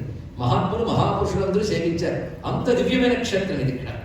ఇక్కడ తీర్థాల్లో కూడా ఇంద్రజుమ్న తీర్థము, శ్వేతగంగా తీర్థము, రోహిణీ కుండము, మార్కండేయ తీర్థము అని ప్రసిద్ధి. ఎందుకంటే చిరంజీవి అయిన మార్కండేయుడు ప్రళయకాలం అయ్యే వరకు ఇక్కడ ఉంటే ఏ వటపత్రం మీద కృష్ణుడిని చూశాడో ఆ పత్రం యొక్క మూలమైన వృక్షం ఇక్కడ ఉందని తెలుసుకుని ఈ క్షేత్రంలో కొంతకాలం తపస్సు చేశాడు. ఆయన పేరుని ఇక్కడ తీర్థం ఉంది, అది మార్కండేయ తీర్థం. కొంతమంది ప్రణవస్వరూపిలా ప్రకాశిస్తోంది అంటారు ఈ 4 రూపాలుగా. అకార ఉకార మకార తురీయములనే ప్రణవస్వరూపమే జగన్నాథ బలభద్ర సుభద్ర సుదర్శన చక్రములుగా ప్రకాశిస్తున్నది అని భావన చేస్తారు. పైగా జగన్నాథ అనే 4 అక్షరాల్లో కూడాను ఈ 4 ఉన్నారు అని స్కాందం చెప్తోంది. జకారస్తు జగన్నాథ బలభద్రో గకారక నకారో సుభద్ర రూపాచ థకారోపి సుదర్శన. జకారం నారాయణుడు, గకారం బలభద్రుడు, నకారం సుభద్రాదేవి, థకారం సుదర్శనుడు. జగన్నాథ అంటే ఇప్పుడు 4 కనబడుతున్నారు. జగన్నాథ అంటే ఒక్కడు కాదు, 4 కలిపి జగన్నాథం అని చెప్పబడుతుంది ఇక్కడ. పైగా ఇక్కడ వైదిక తాంత్రిక వైష్ణవ పద్ధతులు జరుగుతూ ఉంటాయి. ఇక్కడ వైదిక పద్ధతులు జరుగుతుంది, కొంత వైష్ణవాగమం కూడా కనబడుతుంది, కొంత శాక్తేయ తంత్రములు గోచరిస్తాయి. ఎందుకంటే విశేషించి ఇక్కడ పురుష సూక్త మంత్రములు, లక్ష్మీ నృసింహ అనుష్ఠుభ మంత్రం, నారాయణ మంత్రం, వాసుదేవ మంత్రం ఇత్యాదులతో ప్రతిష్ఠ జరిగింది. ప్రధాన శ్రీ సూక్త మంత్రములతో సుభద్రాదేవి ప్రతిష్ఠ జరిగింది. మహాలక్ష్మి తత్వం, పురుష సూక్తం విరాట్ తత్వం, దాన్ని కూడా ఇక్కడ బ్రహ్మదేవుడు ప్రతిష్ఠలో వినియోగించాడు కనుక ఆ తత్వములు గోచరిస్తాయి. అయితే ఇప్పటికీ అక్కడ ఒక రహస్యం, బలభద్రుడు విగ్రహం కింద తారాదేవి యంత్రం ఉంటుంది. దశమహావిద్యలో చెప్పబడుతున్న కాళీ తారా యంత్రం ప్రకాశిస్తున్నది. సుభద్రాదేవి భువనేశ్వరి యంత్రం మీద ప్రతిష్ఠింపబడి ఉంటుంది. భువనేశ్వరి దశమహావిద్యల్లో చివరిది. కానీ భువనేశ్వరి తత్వం మణిద్వీపవాసినైన అమ్మవారి యొక్క పరిపూర్ణతత్వం భువనేశ్వరి తత్వం. ఆ భువనేశ్వరి యంత్రము సుభద్రాదేవి విగ్రహం కింద ఉంటుంది. జగన్నాథుడు కింద మన సాధారణ విష్ణువే కదా కాళీ యంత్రం ఉంటుంది. అదే నల్లనివాడు.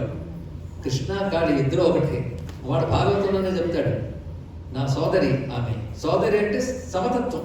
అందుకే ఒరిస్సా ప్రాంతంలో కూడా కాళీ ఆరాధన ఉంటుంది. మనకు తెలియదు మన ప్రాంతాలు. అక్కడ దశమహావిద్యల ఆరాధన వంగదేశంలో, అస్సాంలో, ఒరిస్సాలో నేటికి ఉన్నాయి.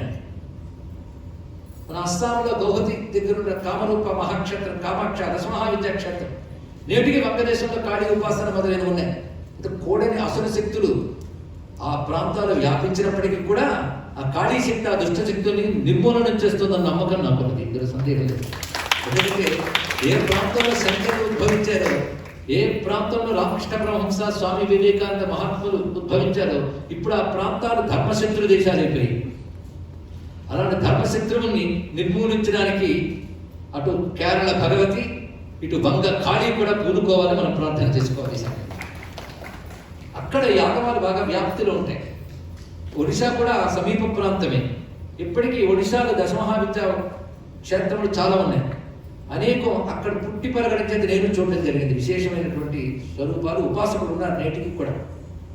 ఆ ప్రాంతముల యొక్క లక్షణమే వేరు. సాత్వికత బాగా ఉంటుంది ఒడిశాలో. వాళ్ళకి సంస్కృతి ప్రేమ కూడా చాలా విశేషం. అందుకే అక్కడ అనేక మార్పిడి సంస్థలు విజృంభిస్తున్నప్పటికీ కూడా జగన్నాథ ప్రభావం చేత వాటి ప్రభావం అంత లేదండి. ఇక్కడ ఆ ప్రాంతీయులకు జగన్నాథుడిపోయినటువంటి భక్తి విశేషాలు అంతుంటాయి. ఇప్పుడు మొత్తానికి తెలుస్తున్నది ఏంటంటే, ఇది ఒక రహస్య విషయంలో ఇప్పుడు మీకు చెప్పడం జరుగుతుంది. జరుగుతున్న ఆగమ పద్ధతుల్లో బలభద్రుడి కింద ఉన్నటువంటి యంత్రం తాళ, సుభద్రాదేవి భువనేశ్వరి యంత్రంపై ఉంటుంది, జగన్నాథుడు కాళీ యంత్రంపై ఉంటూ ఉంటాడు. వీటన్నిటికీ కూడా ఇటు విష్ణు సంబంధమైన, శక్తి సంబంధమైన పూజలు చేస్తుంటారు. అదే యావమాస స్వయం విష్ణు అనేది ఇక్కడ కనబడుతుంది. పుంరూప విష్ణు విగ్రహ లలితా చరిత్రలో చెప్పినట్లుగా అమ్మవారి యొక్క పురుష రూపమే విష్ణు స్వరూపం కనుక ఆ కాళీతత్వం. కాళీ అంటే కృష్ణ, నల్లదనమే. అది వాళ్ళిద్దరూ ఒకటి. ఆయన అన్నాడా కదా, నేను కాలోస్మి లోకక్షయకృత ప్రవృద్ధ అని భగవద్గీతలో చెప్పాడు కాలతత్వాన్ని అని.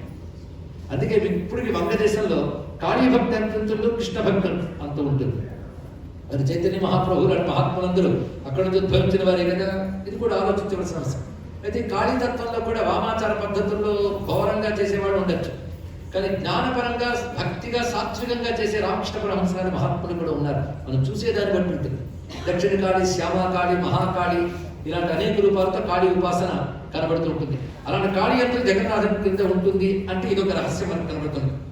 వీటికి న్యాసములు కూడా విష్ణు మంత్ర, శక్తి మంత్రాలతో చేస్తుంటారు. దీని మూలమంత్ర దేవతాన్యాస, పీఠాన్యాస, మంత్రన్యాస, మూర్తిన్యాస, పంజరన్యాసములనే విధానాలతో, అత్యంత నియమాలతో చేస్తుంటారు. పైగా జగన్నాథుడు ఆరాధించేటప్పుడు గోపాలార్చన పూజా పద్ధతి అనే విధానంతో ఆరాధిస్తారు. అంటే కృష్ణ పూజ మళ్ళీ విష్ణు పూజలో ప్రత్యేకం. అదంతా గోపాల మంత్రశాస్త్రం ఉంటుంది. ఆ గోపాల మంత్రశాస్త్రంలో అనేక రకాలైన మంత్రాలు విశేషంగా చెప్తారు. అందులో రాజగోపాల, వేణుగోపాల, గోపీజన వల్లభ, ఇలా అనేక మంత్రభేదాలు అంటూ ఉంటాయి. గోపాల మంత్రశాస్త్రం ప్రత్యేకం. ఆ గోపాల సంబంధ సహస్రనామ స్తోత్రం కూడా ఉంటుంది. మధుసూదన సరస్వతి ఆ గోపాల మంత్రాన్ని ఉపాసించి బృందావనంలో కృష్ణ దర్శనం చేసుకోగలిగాడు.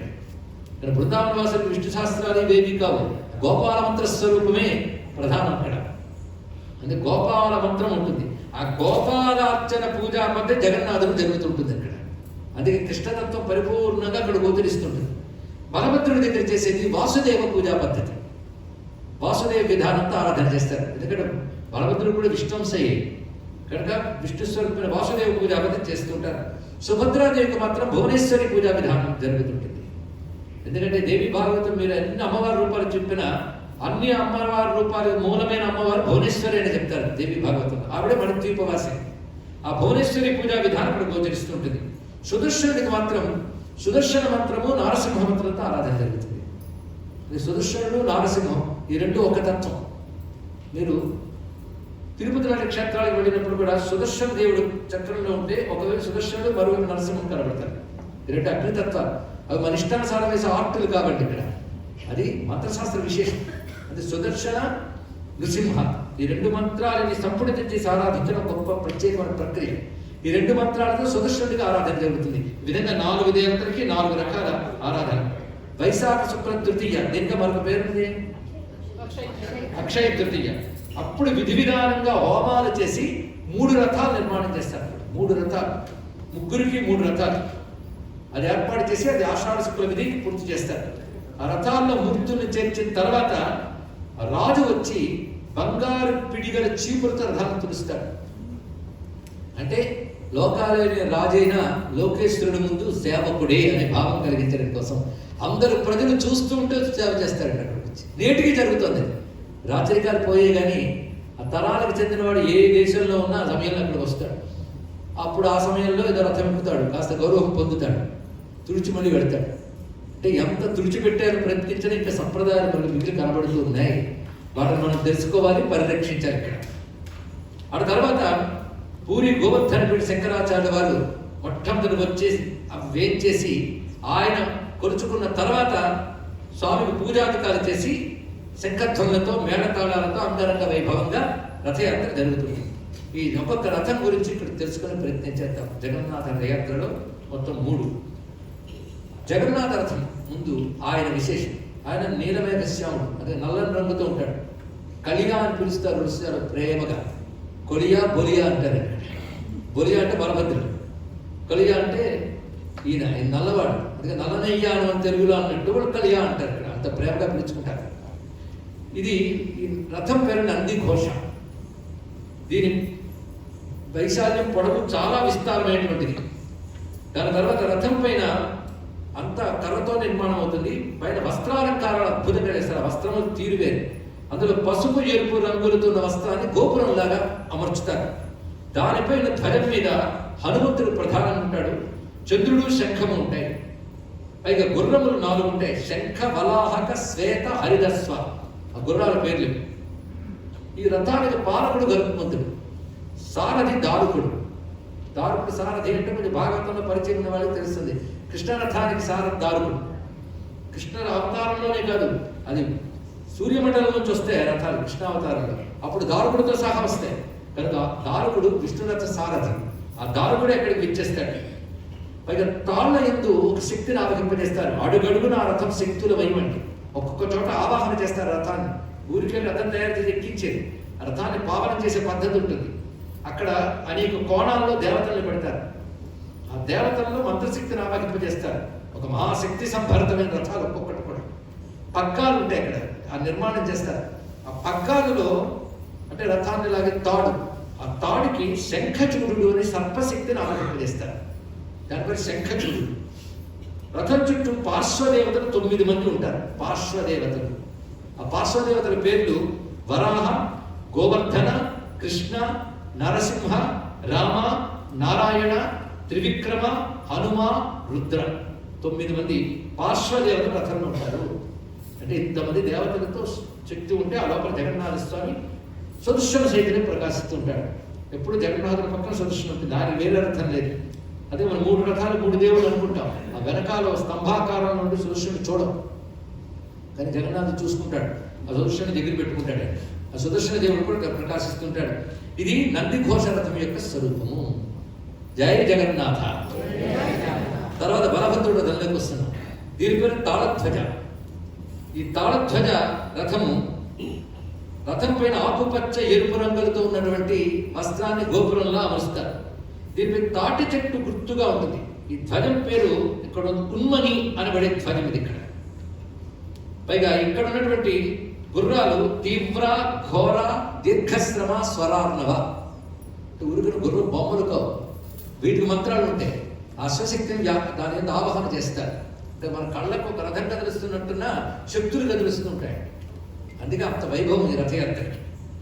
ఈ రథ పాలకుడు అంటే జగన్నాథ రథ పాలకుడు గరుత్మంతుడు, సారథారకుడు. బలభద్రుని రథానికి వసుదేవుడు పాలకుడు, సారథి మాతలి. మాతలి అంటే ఇతర రథ సారథి. ఆయన ఇప్పుడు ఇక్కడ రథాన్ని ఉంటాడు. ఇక్కడ రథాన్ని లాగే తాడులో వాసుకి అనే సర్పదేవతను ఆవాహన చేస్తారు. జగన్నాథుని శంఖ చుట్టూ ఈయనకి వాసుకి, రథం చుట్టూ 9 పార్శ్వమూర్తులు. ఇవన్నీ దారుడుతో నిర్మాణం చేస్తారు. అంత కర్రతోనే. వారి పేర్లు గణేశ, కార్తికేయ. వారెవరో మీకు తెలిసిపోయి ఉంటుంది. సర్వమంగళ, ప్రళంబారి, హలాయుధ, మృత్యుంజయ, నతాంవర, ముక్తేశ్వర, శేషదేవ. ఈ దేవతలు. వీటికంటూ మంత్రాలు ఉంటాయి. వాటిని ఇక్కడ ఆవహింపజేసి అర్చన చేస్తారు. ఈ సంస్కారాలన్నీ తర్వాతే స్వామికితారు. స్వామికిన తర్వాత మరికొన్ని సంస్కారాలు చేస్తారు రథానికి. ఇది సుభద్రాదేవి యొక్క రథం. ఈ రథానికి దర్పదళన, నామాంతరం దేవదళన. రెండు కూడా దర్పదళన దేవదళన అంటారు. అయితే జగన్నాథ రథం బలభద్ర రథం 45 అడుగుల పొడవుంటే, పైగా 16 చక్రాలు జగన్నాథునికి ఉంటే 14 చక్రాలు బలభద్రునికి ఉంటాయి. దేవదళన మాత్రం 44 అడుగుల పైన ఉంటుంది. ఇక్కడ 12 చక్రాలు ఉంటాయి. ఇక విశేషించి రథంపై నలుపు ఎరుపు రంగులతో ఉన్న వస్త్రాన్ని గోపురంలో అమర్చుతారు. ధ్వజం పేరు నాదాంబిక. ఇక్కడ గుర్రములు 4 రోచిక, మోచిక, జిత, అపరాజిత. ఇవన్నీ తాంత్రిక నామములే, తంత్రశక్తులే ఇక్కడ ప్రకాశిస్తుంటాయి. పైగా ఇవి ఎర్ర రంగులో ఉన్న గుర్రములు రథానికి రక్షణ శక్తిగా త్రిపుర సుందరీదేవి కమలాన్ని పద్మాన్ని ధరించి ఉంటుంది. రక్షణ శక్తిగా ఆవిడ ఉంటుంది. రథ పాలకురాలు జయదుర్గ. సారథి అర్జునుడు సారథిగా ఉంటాడు. అంటే సుభద్ర భర్త కదా, సుభద్రగా ఉన్నప్పుడు అర్జునుడు రథసారథిగా ఉంటాడు. రథాన్ని లాగే త్రాడులో స్వర్ణచూడు అనే దివ్య సర్పశక్తిని ఆవిగింపజేస్తారు. రథం చుట్టూ 9 మంది పార్శ్వదేవతలు దారుమూర్తులు ఉంటారు. వారి పేర్లు చండి, చాముండ, ఉగ్రతార, వనదుర్గ, శూలిని దుర్గ, వారాహి, శ్యామాకాళి, మంగళ, విమల. ఈ శక్తులు అక్కడ ప్రకాశిస్తుంటాయి. ఈ పేర్లు వింటూ ఉంటేనే భువనేశ్వరీదేవి దగ్గర ఉన్న శక్తులని ఇక్కడ ప్రకాశిస్తుంటాయి. ఇలాగ రథయాత్ర చాలా వైభవంగా జరుగుతుంది. ప్రధానంగా రత్నవేది నుంచి మహావేది వరకు. మహావేది అనగా మనం ముందే చెప్పుకున్నాం. దీన్ని తెలియ స్వామివారి పుట్టింటికి వెళ్ళారు, అత్తవారింటికి వెళ్ళారు, ఎవరికి తోచినట్టు సామాన్యులు చెప్పుకుంటారు. వాళ్ళ భాష అలాగే ఉంటాయండి. అందుకే ఆత్మీయ భావంతో వాళ్ళ కథలు వాళ్ళు అల్లుకుంటారు భగవంతుడి గురించి. మన ప్రమాణం మాత్రం పురాణాది శాస్త్రంలే, వాటి ప్రకారంగా చెప్పుకుంటున్నాం. పైగా తిరిగి గుండిచా మందిరం నుంచి ప్రధానాలయానికి వచ్చే బాహుదా యాత్ర చాలా ప్రసిద్ధి. ఆ తిరుగురు యాత్రలో స్వామి రథం మీద ఉంటూ ఉండగా రథం మీద ఉంచుకు అలంకారం చేశారు. ఆశ్చర్యం అది చూస్తే మాత్రం. అనేక రకాల బంగారు ఆభరణాలు పెడతారు నలుగురికి. కూడా ఎంత సంపద ఉందో స్వామి దగ్గర, స్వర్ణ సంపద. ఆశ్చర్యం. సుమారు 208 కిలోలకు పైగా గల బంగారు రత్నాభరణాలు స్వామికి అలంకారం చేస్తారు. ఇలా మొత్తం ముగ్గురికి కూడా. దీనికి సునాభేషం అంటారు. సునాభేషం అంటే స్వర్ణవేషం, ఇదే అర్థం. సునాభేషం వేస్తారు. అత్యద్భుతంగా అందరిని అనుగ్రహిస్తూ ఇంచుమించు ఒక రోజంతా ఉంటాడు. దాన్ని ఏకాదశి పర్వం నాడు సునాభేషం చూడాలి. ఎంత అందమైన అలంకరణం. పైగా 10 రోజులు ఆ రథయాత్రలో ఆ గుండిచామతులు ఉన్నప్పుడు కూడా అవతారాలు వేస్తారండి. దశావతారములు దర్శింపజేస్తారు. ఇవి అనేక చోట్ల అనుకరణగా ఉంటాయి. మేము బాల్యం గడిపినటువంటి ఊరి పేరు పొరలాకుండి. అది శ్రీకాకుళం బోర్డర్ దాటిన తర్వాత ఒరిస్సాలో పెడుతుంది. అక్కడ పెద్ద జగన్నాథ మందిరం ఉంది. ఒకప్పుడు 3 రథాలు ఉండేవి. అప్పుడు జమీందారు తర్వాత ఒక్క రకమైన పెద్దది. దాని మీద అంతంత మూర్తులు, ఇంచుమించు పురి జగన్నాథంతో సమానమైన మూర్తులు. గుండిచా మందిరం కూడా అక్కడ ఉంది. ఎంత వైభవము. అక్కడ ఇదే విధంగా దశావతారాలు చేస్తారు. అక్కడ ఎలా ఉందో అలాగే చేయడం. మన వెంకటేశ్వర స్వామి ఎక్కడ పెట్టుకున్నా వెంకటేశ్వరుడికి ఎలా జరుగుతుందో అలాగే చేస్తూ ఉంటారే, అలా జరుగుతూ ఉంటుంది. అవన్నీ స్మృతిబద్ధంలో వస్తూ దాని శాస్త్రవాక్యాలు కలుపుతూ ఇక్కడ చెప్పడం జరుగుతుంది. మొత్తానికి దశావతారాలు వేయడంలో ఉద్దేశం ఏంటంటే దశావతార స్వరూపుడు జగన్నాథుడు అని చెప్పడం. అయితే ఇప్పుడు చెప్పిన కథలన్నీ శాస్త్ర ప్రమాణం. కానీ కర్ణాకర్ణిగా వచ్చిన కథ ఏంటంటే అవతార పరిసమాప్తి తర్వాత కృష్ణుడు దారుగా మారి సముద్రం నుంచి వచ్చాడని, దాన్ని మూర్తులుగా నిర్మాణం చేసేదని చెప్తారు. కానీ దానికి ప్రమాణం లేదు. అది సహజంగా కృష్ణ స్వరూపమే, విష్ణు సంకల్పం చేత జరిగినది అది. అందుకే కృష్ణ బలభద్ర సుభద్ర అని చెప్పినప్పటికీ నారాయణుడు సంకర్షణ శక్తి, మహాశక్తి, పరాశక్తి యొక్క స్వరూపములే అని మనం తెలుసుకోవాలి.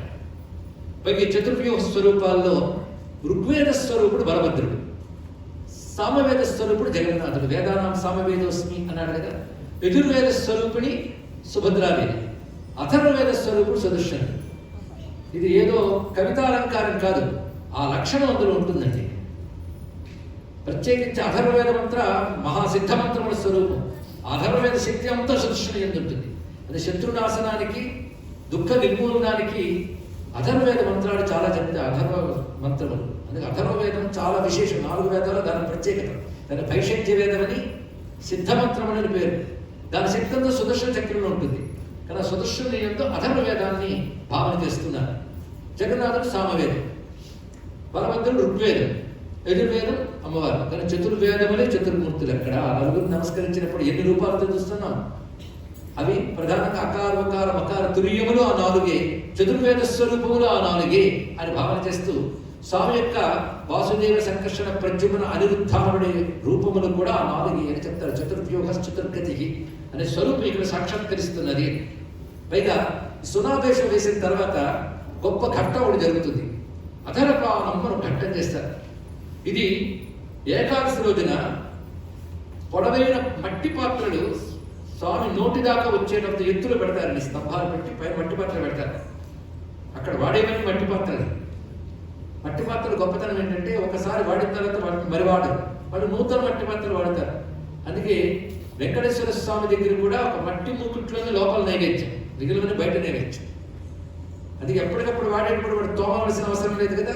అందుకే అన్నమయ్య తోమని పళ్ళ్యాల వాడి దురిత దూరుడే వేడుకొందామా వెంకటగిరి వెంకటేశ్వరుడి అన్నాడు.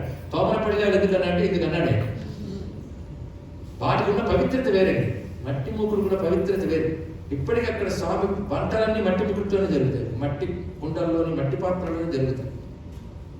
ఇక్కడ కూడా స్వామి పెదవికి వచ్చే వరకు మట్టి పాత్రలు పెడతారు. పెట్టి వాటి పాలు, పంచదార, వెన్న, అరటిపళ్ళు, మిరియాలు, సుగంధ ద్రవ్యాలు మొదలైనవన్నీ కలిపిన పానీయం స్వామికి ఇస్తారు. సుమారు ఆ ఒక్కరోజు స్వామికి 100 లీటర్లు పానీయం ఇస్తారు. తర్వాత ఆ పాత్రలు పగలగొడతారు. ఆ పానీయాలు అక్కడ ఉన్నటువంటి రక్షకుడు ఉన్న దేవగణ రక్షోగణాలకు తృప్తి కోసం ఇది స్వామివారికి అలా ఇచ్చి పగలగొట్టిన తర్వాత ఒక శాంతిలా పనిచేస్తాయి. ఇంతవరకు ఆ రథానికి పాలకుడు ఉన్న వారందరికీ కూడా రక్షణగా ఉంటాయి. ఇంత గొప్పది స్వామి యొక్క రథయాత్ర. రథస్థం వామనం దృష్ట్వా పునర్జన్మ నవిద్యతే. రథంపై ఉన్న వామనుడిని చూస్తే మరి పునర్జన్మ ఉండదయ్యా అని చెప్పారు. తాత్వికంగా చూస్తే పురి రథం అంటే ఏమిటయ్యా అంటే కదలకుండా ఉన్నట్టు చూస్తే పురి, కదిలేటట్టు చూస్తే రథం.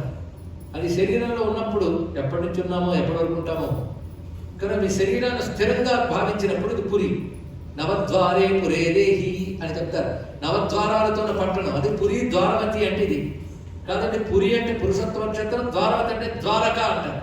అప్పుడు ఇక్కడ 8 పట్టణాలు వెళ్తాయి, సప్తైధావతి. అది పురి ద్వారవతి అన్నప్పుడు కొన్ని అష్టైధ అనుకుంటే సరిపోతుంది. ఏ విధంగా అయినప్పటికీ కూడా పురం అంటే కదలకుండా ఉన్నప్పుడు శరీరం మనకి స్థిరంగా ఉన్నట్టు అనిపిస్తుంది కదా, అప్పుడు పురం అనుకో. నవద్వార పురంలో ఎవరున్నాడు? కనుక దేహంలో ఉండగానే మనం దేహంతో ఉండగానే దేహంలో ఉన్న పరమాత్మను తెలుసుకుంటే వాడికి పునర్జన్మ ఉండదు. ఇది శాస్త్రం చెప్తున్న గొప్ప మాట. దీన్ని మోక్షము గలదా భూమిలో జీవన్ముక్తులు కాని వారులకు అన్నారు త్యాగి. ఇక్కడ ఉన్నప్పుడే ముక్తి పొందు, చచ్చేక మోక్షం కాదు. చచ్చేక మోక్షం అనుకుంటే లోకానికి వెళ్ళి కింద పడతాం. కనుక realising the infinite in the finite అన్నాడు రవీంద్రనాథ్ ఠాగూర్. అంతవంతమైన శక్తిలోనే అనంతమైన పరమాత్మను గుర్తించు, అదే మోక్షం.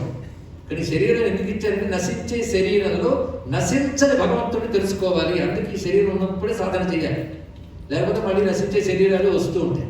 కనుక ఈ శరీరాన్ని సాధనకు వినియోగించుకోవాలి అన్నాడు. అదే వినశ్య స్వవినశ్యంతం ఎప్పశ్యతి సపశ్యతి అని భగవద్గీత స్వామి చెప్తున్నాడు. నశించే వాటిలో నశించని నన్ను ఎవరు తెలుసుకుంటున్నాడో వాడే జ్ఞాని, వాడే పండితుడు, వాడే ముక్తి పొందినవాడు అని చెప్పాడు. కానీ ఈ శరీరం పురి. ఈ పురికి ఎవరయ్యా ఉన్నాడు అంటే పురుషోత్తముడు ఉన్నాడు. పురం గొప్పది కాదు, పురం గొప్పదిగా అనిపించడానికి ఒక గొప్పవాడు ఉన్నాడు. ఇల్లంతా లైట్గా బ్రైట్గా కనబడడానికి కారణం లైట్. అదే శరీరం అంతా చేతనత్వంతో కనబడడానికి కారణం చైతన్యం. అది పరమాత్మ యొక్క స్వరూపం. అది తెలుసుకో. అందుకే శరీరంలో 2 లక్షణాలు ఉంటాయి. ఒకటి నశించే ప్రకృతి శరీరంలో ఉంది, నశించే ప్రకృతి. ఏదైనా బాల్యం పోయింది, కౌమారం పోయింది, యవ్వనం పోతుంది, వార్ధక్యం వస్తుంది, అది పోతుంది. నశించే లక్షణం శరీరానికి ఉంది. పంచభూతంతో ఉన్న దేనికైనా క్రమంగా నశించే లక్షణం ఉంటుంది కనుక దాన్ని క్షరం అంటారు. ఇందులో నేను కూడా జీవుడు ఉంటాడు. వాడి దేహం పోతే మరో దేహంలోకి వెళ్తూ ఉంటాడు, ఆ దేహం పోతే మరో దేహంలోకి వెళ్తుంటాడు. వాడు సంస్కారం బట్టి వాడి నాశనం లేదు. వాడు అక్షరుడు, క్షరము అక్షరం. ఇరువురికి చైతన్యాన్ని ఇస్తున్నవాడు ఉన్నాడు. వాడు క్షరం కంటే అక్షరం కంటే గొప్పవాడు కనుక ఆయన పురుషోత్తముడు అంటారు అని 15వ అధ్యాయంలో కృష్ణ పరమాత్మ చెప్పాడు. ఆ పురుషోత్తముడు ఎక్కడున్నాడు? క్షరమైన దేహంలో అక్షరమైన జీవుడికి కూడా చైతన్యాన్ని ఇస్తానన్నాడు. కనుక జీవుడు మళ్ళీ మళ్ళీ పుడతాడు, మళ్ళీ చేస్తాడు. దేహాలు పోతాయి, పోయే దేహాల నుంచి ప్రాబ్లం లేదండి, అలగిపోతాయి. కానీ ఇప్పుడు పోడే, కానీ దుఃఖాలు పడితే ఈ లోకం ఆ లోకం తిరుగుతుంటాడు జీవుడు. మళ్ళీ ఆ స్థితి లేకుండా ఉండాలి అంటే పురుషోత్తముని తెలుసుకుంటే అక్షరుడైన జీవుడు ముక్తి పొందుతాడు. అది పురుషోత్తముడు తెలుసుకోవాలి, అది అత్యంత ముఖ్యం. ఇక్కడ పురమనందే పురుషోత్తముడు ఉన్నాడు, అందుకు పురిలో పురుషోత్తముడు. రథం మీద ఉంటాడండి, అది కూడా నిజమే. రథస్థం వామనం దృష్ట్వా, వామనం అనే మాట వేశారు. వామనుడు అంటే ఎంతండి? అడుగంత. శరీరము ఎంతో ఎంతో నీకు అనిపిస్తుంది, కానీ అది విశ్వంలో ఉన్న వాడితో చూస్తే అది నలుసంత. చీమకు కూడా దాని దేహం దానికి గొప్ప, మన దేహం మనకు గొప్ప. ఏముందయ్యా ఇందులో అన్నాడు. అందుకే అన్నమయ్య అంటాడు, సునకము తన బ్రతుకు ఘనమని తలపోయి అన్నాడు. గదవ కుక్క బతుకులు కుక్క ఎప్పుడు అనుకోదు, మనం అనుకుంటాం. కానీ ఏ శరీరం వస్తే ఆ శరీరం గొప్పది అనిపిస్తుంది. చీమకు కూడా తన శరీరం మీద ఎంత అభిమానమో, మీరు దాన్ని చేయి తీస్తే పక్క అయిపోతుంది. క్షణంలో పోయి నాకెదురు తాపత్రయం పోతే పోయి ఊరుకోదు. దానికి దాని బతుకు తీపి అంత ఉంటుంది, దాన్ని కాపాడుకోవాలి. దీన్ని బట్టి మన చీమల కంటే గొప్ప ఏం కాదని ఇప్పుడు అర్థమైపోయింది. ఇక్కడ అదే తత్వం. మరి శరీరంతో ఉన్నప్పుడు లోపల ఉన్న పరమాత్మను తెలుసుకునే అవకాశం ఈ శరీరానికి ఉంది. అందుకే ఇది లభించడానికి ఎన్ని జన్మల పుణ్యాలు తెలుసుకుంటే లభించింది. అది శరీరం పురి అంటారు పురుషోత్తముడు. శరీరం రథమని నువ్వు భావిస్తే రథస్థం వామనం దృష్ట్యా, రథంలో ఉన్న వామన్ని చూడు, బతుకే రథయాత్ర. ఈ రథం తిరుగుతోందండి. రథము అంటే బ్రహ్మణశీలత్వాత్ రథ, కదిలే లక్షణము కలది అన్నాడు. శరీరాన్ని రథంగా పోల్చాడు ఉపనిషత్ భాష. ఇంద్రియాని హయాన్యాహు, ఇంద్రియములే గుర్రములు, శరీరమే రథము, కాలమే చక్రము. కాలచక్రం, మన కాళ్ళ చక్రాలు అయినా కాలాల చక్రాలు ఉన్నాయి. ఆ కాలచక్రం మీద ఊరిగిపోతుంది, మనం తిప్పేస్తుంటుంది. అమ్మాయి ఎక్కడ కదలని నేను కూర్చున్నా నువ్వు కదిలిపోతున్నావు, క్షణం క్షణం లాగేస్తుంది. కనుక కాలచక్రం మీద తిరిగే రథాలు ఈ శరీరాలు అయ్యా. అయితే రథంలో ఉన్న వాడిని చూడాలి. రథానికి గొప్పతనం రథి, రథికుడు వల్ల రథానికి గొప్పతనం. అదే రథికుడిని చూడవయ్యా అన్నాడు. శరీరం రథంలో రథికుడు అయినా. మన త్రిపురాసుర సంహారం అని చెప్పినప్పుడు కూడా విశ్వరథంలో విశ్వేశ్వరుని చూపించాం. ఇక్కడ శివుడి పేరు, ఇక్కడ జగన్నాథుడి పేరు. కానీ జగత్తే రథము, జగన్నాథుడే రథికుడు. జగత్తు ఒక రథం, ఈ శరీరం ఒక రథం. ఈ జగత్తు నడుస్తోందా లేదా? నడుస్తోందని నడిపేవాడు కూడా ఉన్నాడు. కారు వచ్చేస్తోందంటే కారు రాదు, అందులో లోపల కూడా నడిపిస్తున్నాడు. అలాగే నడుస్తున్న కారుని చూడడం కాదు, నడిపిస్తున్న వాడిని చూడాలి. అయితే నడిపేవాడు కూడా లోపల దాని అధిపతి బట్టి నడిపిస్తాడు. అధిపుడు ఒకడు ఉన్నాడు ఇక్కడ, అధిపుడే భగవంతుడు. అందుకే జగద్రథాన్ని నడిపేవాడే జగన్నాథుడు. కానీ విశ్వమంతా ఒక రథంగా నువ్వు చూడు అక్కడ. మరి 3 రథాలు ఏంటంటే స్థూల సూక్ష్మ కారణ శరీరాలు లేవా? అది కూడా పరిశీలించాను. ఒక రథం అనుకో, 3 కలిపి ఒకటి అనుకుంటే అది అనుకో. మొత్తానికి శరీరం లక్షణమే బ్రహ్మణ లక్షణము, అంటే నడుచు లక్షణము కలది. ఊరేగుతూ ఉన్నాం, బతుకంతా ఊరేగిప్పే. దీనిలో ఉన్న స్వామిని చూడు. పైగా స్వామి ఉండడానికి రథంలాన శరీరం పనికొచ్చింది. అక్కడ అనేక శక్తులు ఉన్నాయి, నీకు మాత్రం లేవు. నీలో ఇంద్రియ శక్తులు లేవా? దర్శన శక్తి సూర్యుడు, చేతి శక్తి ఇంద్రుడు. అలా ఒక్కొక్క ఇంద్రియాలు ఒక్కొక్క దేవతలైతే ఈ శరీరంలో అందరూ దేవతా శక్తులు లేరు. ఇప్పుడు దేవతలను రథం కాలేదా? నువ్వు అలా భావించాలి. అని శరీరం నువ్వనుకోకుండా పరమాత్మ ఉండడానికి పనికొచ్చే రథమైందన్నప్పుడు బ్రతికి అద్భుతమైన రథయాత్ర కావాలి, జగన్నాథ రథయాత్ర కావాలి. ఆ భావన కలిగించడానికి ఇది తాత్విక దర్శనం. బయట జరిగే జగన్నాథ రథయాత్ర జగత్తు క్షేమంకరం. నువ్వు తాత్వికంగా దర్శిస్తే నీకు క్షేమంకరం. ఇది జగన్నాథ రథయాత్రలోని విశేషం. అలాగే ప్రత్యేకత ఇక్కడ ఏమిటి అంటే, ప్రపంచంలో అతి పెద్ద వంటశాల జగన్నాథ క్షేత్రంలో ఉంది. ఇక్కడ 56 రకాల వంటలు అనుదినం జరుగుతుంటాయి. చిత్రం ఏంటంటే, నేటికి అక్కడ గ్యాసు గీసు లేవు. కేవలం వంట జరుగుతూనే వండుతారు, పద్ధతిగా వండుతారు. అక్కడ కడవ మీద కడవ పెడతారు, కిందన ఒకటే మంట ఉంటుంది. చిత్రం ఏంటంటే, పై వరకు అన్నీ ఉడుకుతాయి. ఇలాంటివి ఎన్ని ఉంటాయి, ఆశ్చర్యకరమైనటువంటిది ఆ వంటశాల. పైగా స్వహస్తాలతోనే, గ్రైండర్లు ఉండవు, మిక్సీలు ఉండవు, అన్ని స్వహస్తాలతోనే చేస్తారు. కర్ర పొయ్యిల మీద మట్టి కుండల్లోనే చేస్తుంటారు. వేటిల్లో మిరపకాయ మసాలా దినుసులు వాడరు, ఎందుకంటే అవి మన దేశపు పంటలు కావు. పైగా నిత్య స్వామికి భోగం 5 సార్లు జరుగుతుంది. ఇది చేసేటప్పుడు కూడా చాలా పద్ధతిగా చేస్తారు. ఆ సమయంలో ఎవ్వరు ఆ మార్గాల్లో మూసివేస్తారు, ఆ మార్గాన్ని అంతండి. ఆ వండిన వాళ్ళు చాలా మడిగా శుచిగా తీసుకొస్తారు పద్ధతి అక్కడ. తర్వాత పూజ చేసి ఆ చేసేటువంటి అర్చకుడు చేతులు నీళ్ళు పోసుకుంటాడు. మనం పూరి చేస్తే పండాలు అంటాం, కానీ వాడు చేసే విధానాలు ఎంత నియమంగా ఉంటాయో. చేతులు తీసుకుని చూస్తారు మంత్రం చెప్పి, అందులో 3 మూర్తులు కనబడాలి. అప్పుడు వాళ్ళు దాని మీద పరిశేషణ చేస్తారు. కనబడలేదంటే ఏదో దోషం ఉంది, తీసేస్తారు, నైవేద్యం పెట్టరు, ఆ రోజు బయటపడేస్తారు మొత్తం కూడా. ఒకసారి అక్కడ ఒక ఆయన ఉండిపోయాడు, ఒక పాశ్చాత్యుడు. అన్న పదార్థాలు వచ్చేసాయి, అతను చూపు పడిందని తీసి పారేశారు మొత్తం వెళ్ళి. వెంటనే మన వాళ్ళు కమ్యూనిస్ట్ ఇవన్నీ కూడా అంటాడు. మరి అరే బాబు, ఒక ప్రసాదం ఒక పదార్థం ప్రసాదం కావాలంటే ప్రొసీజర్ ఉంటుంది, తెలుసుకోండి. దానికి ఇంత నియమం కావాలి. నైవేద్యం పెట్టే వరకు ఎంత నియమం. అక్కడ నైవేద్యం పెట్టేశాక అక్కడ ఏ నియమం లేదు. ఎవరైనా ప్రసాదం తీసుకుంటారు, ఎవరి చేతితో ఇచ్చిన తినాలి. ఎంత నియమబద్ధంగా జీవించే వాళ్ళైనా ఇక్కడికి వచ్చేటప్పటికి అతి కడజాతి వాడు చేతితో ఇచ్చిన తినాలి, ఆక్షేపించకూడదు. ఇది తెలుసుకోవాలి.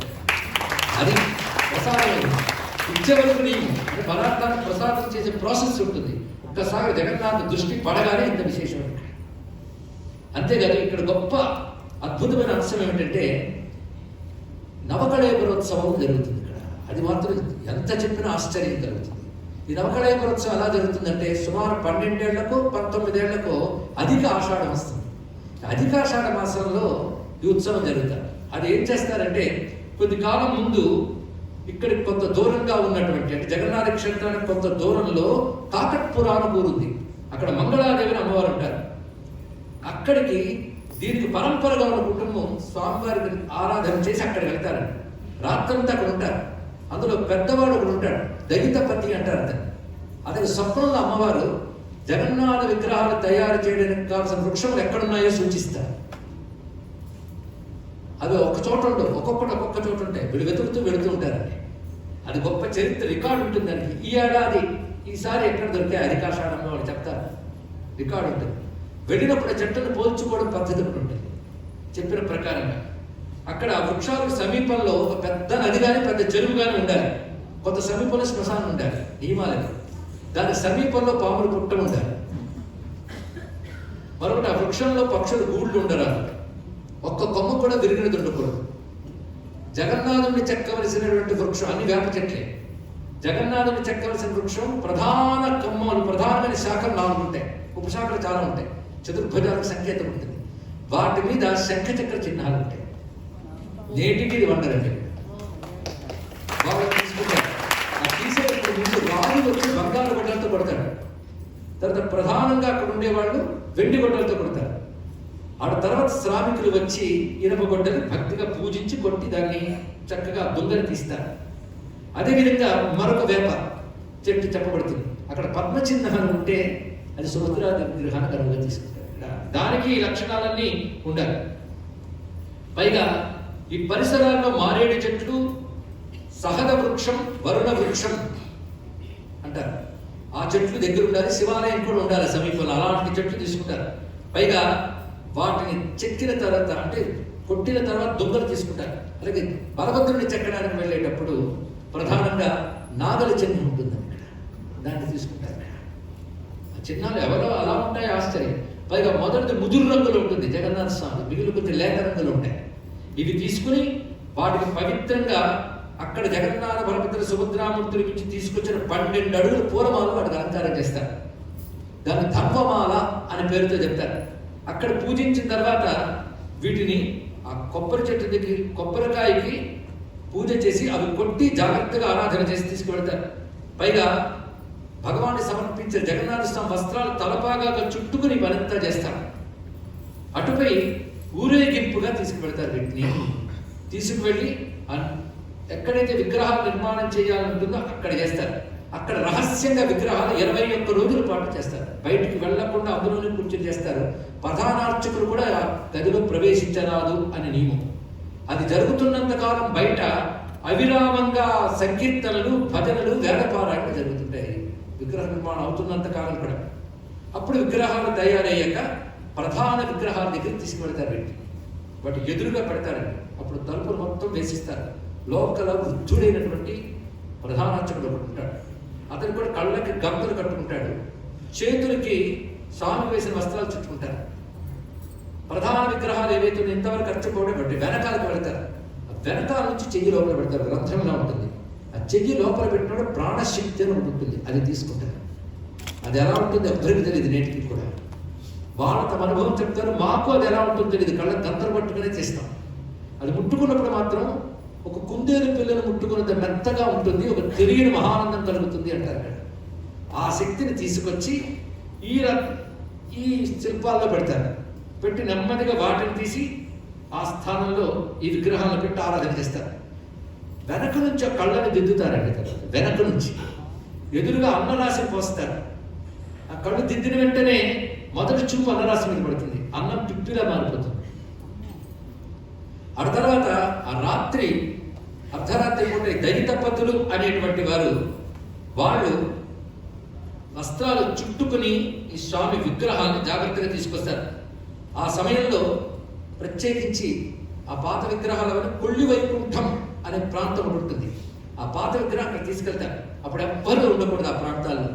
మొత్తం ఇప్పటికీ గవర్నమెంట్ ఆ టైంలో పవర్ ఆఫ్ చేస్తుంది మొత్తం.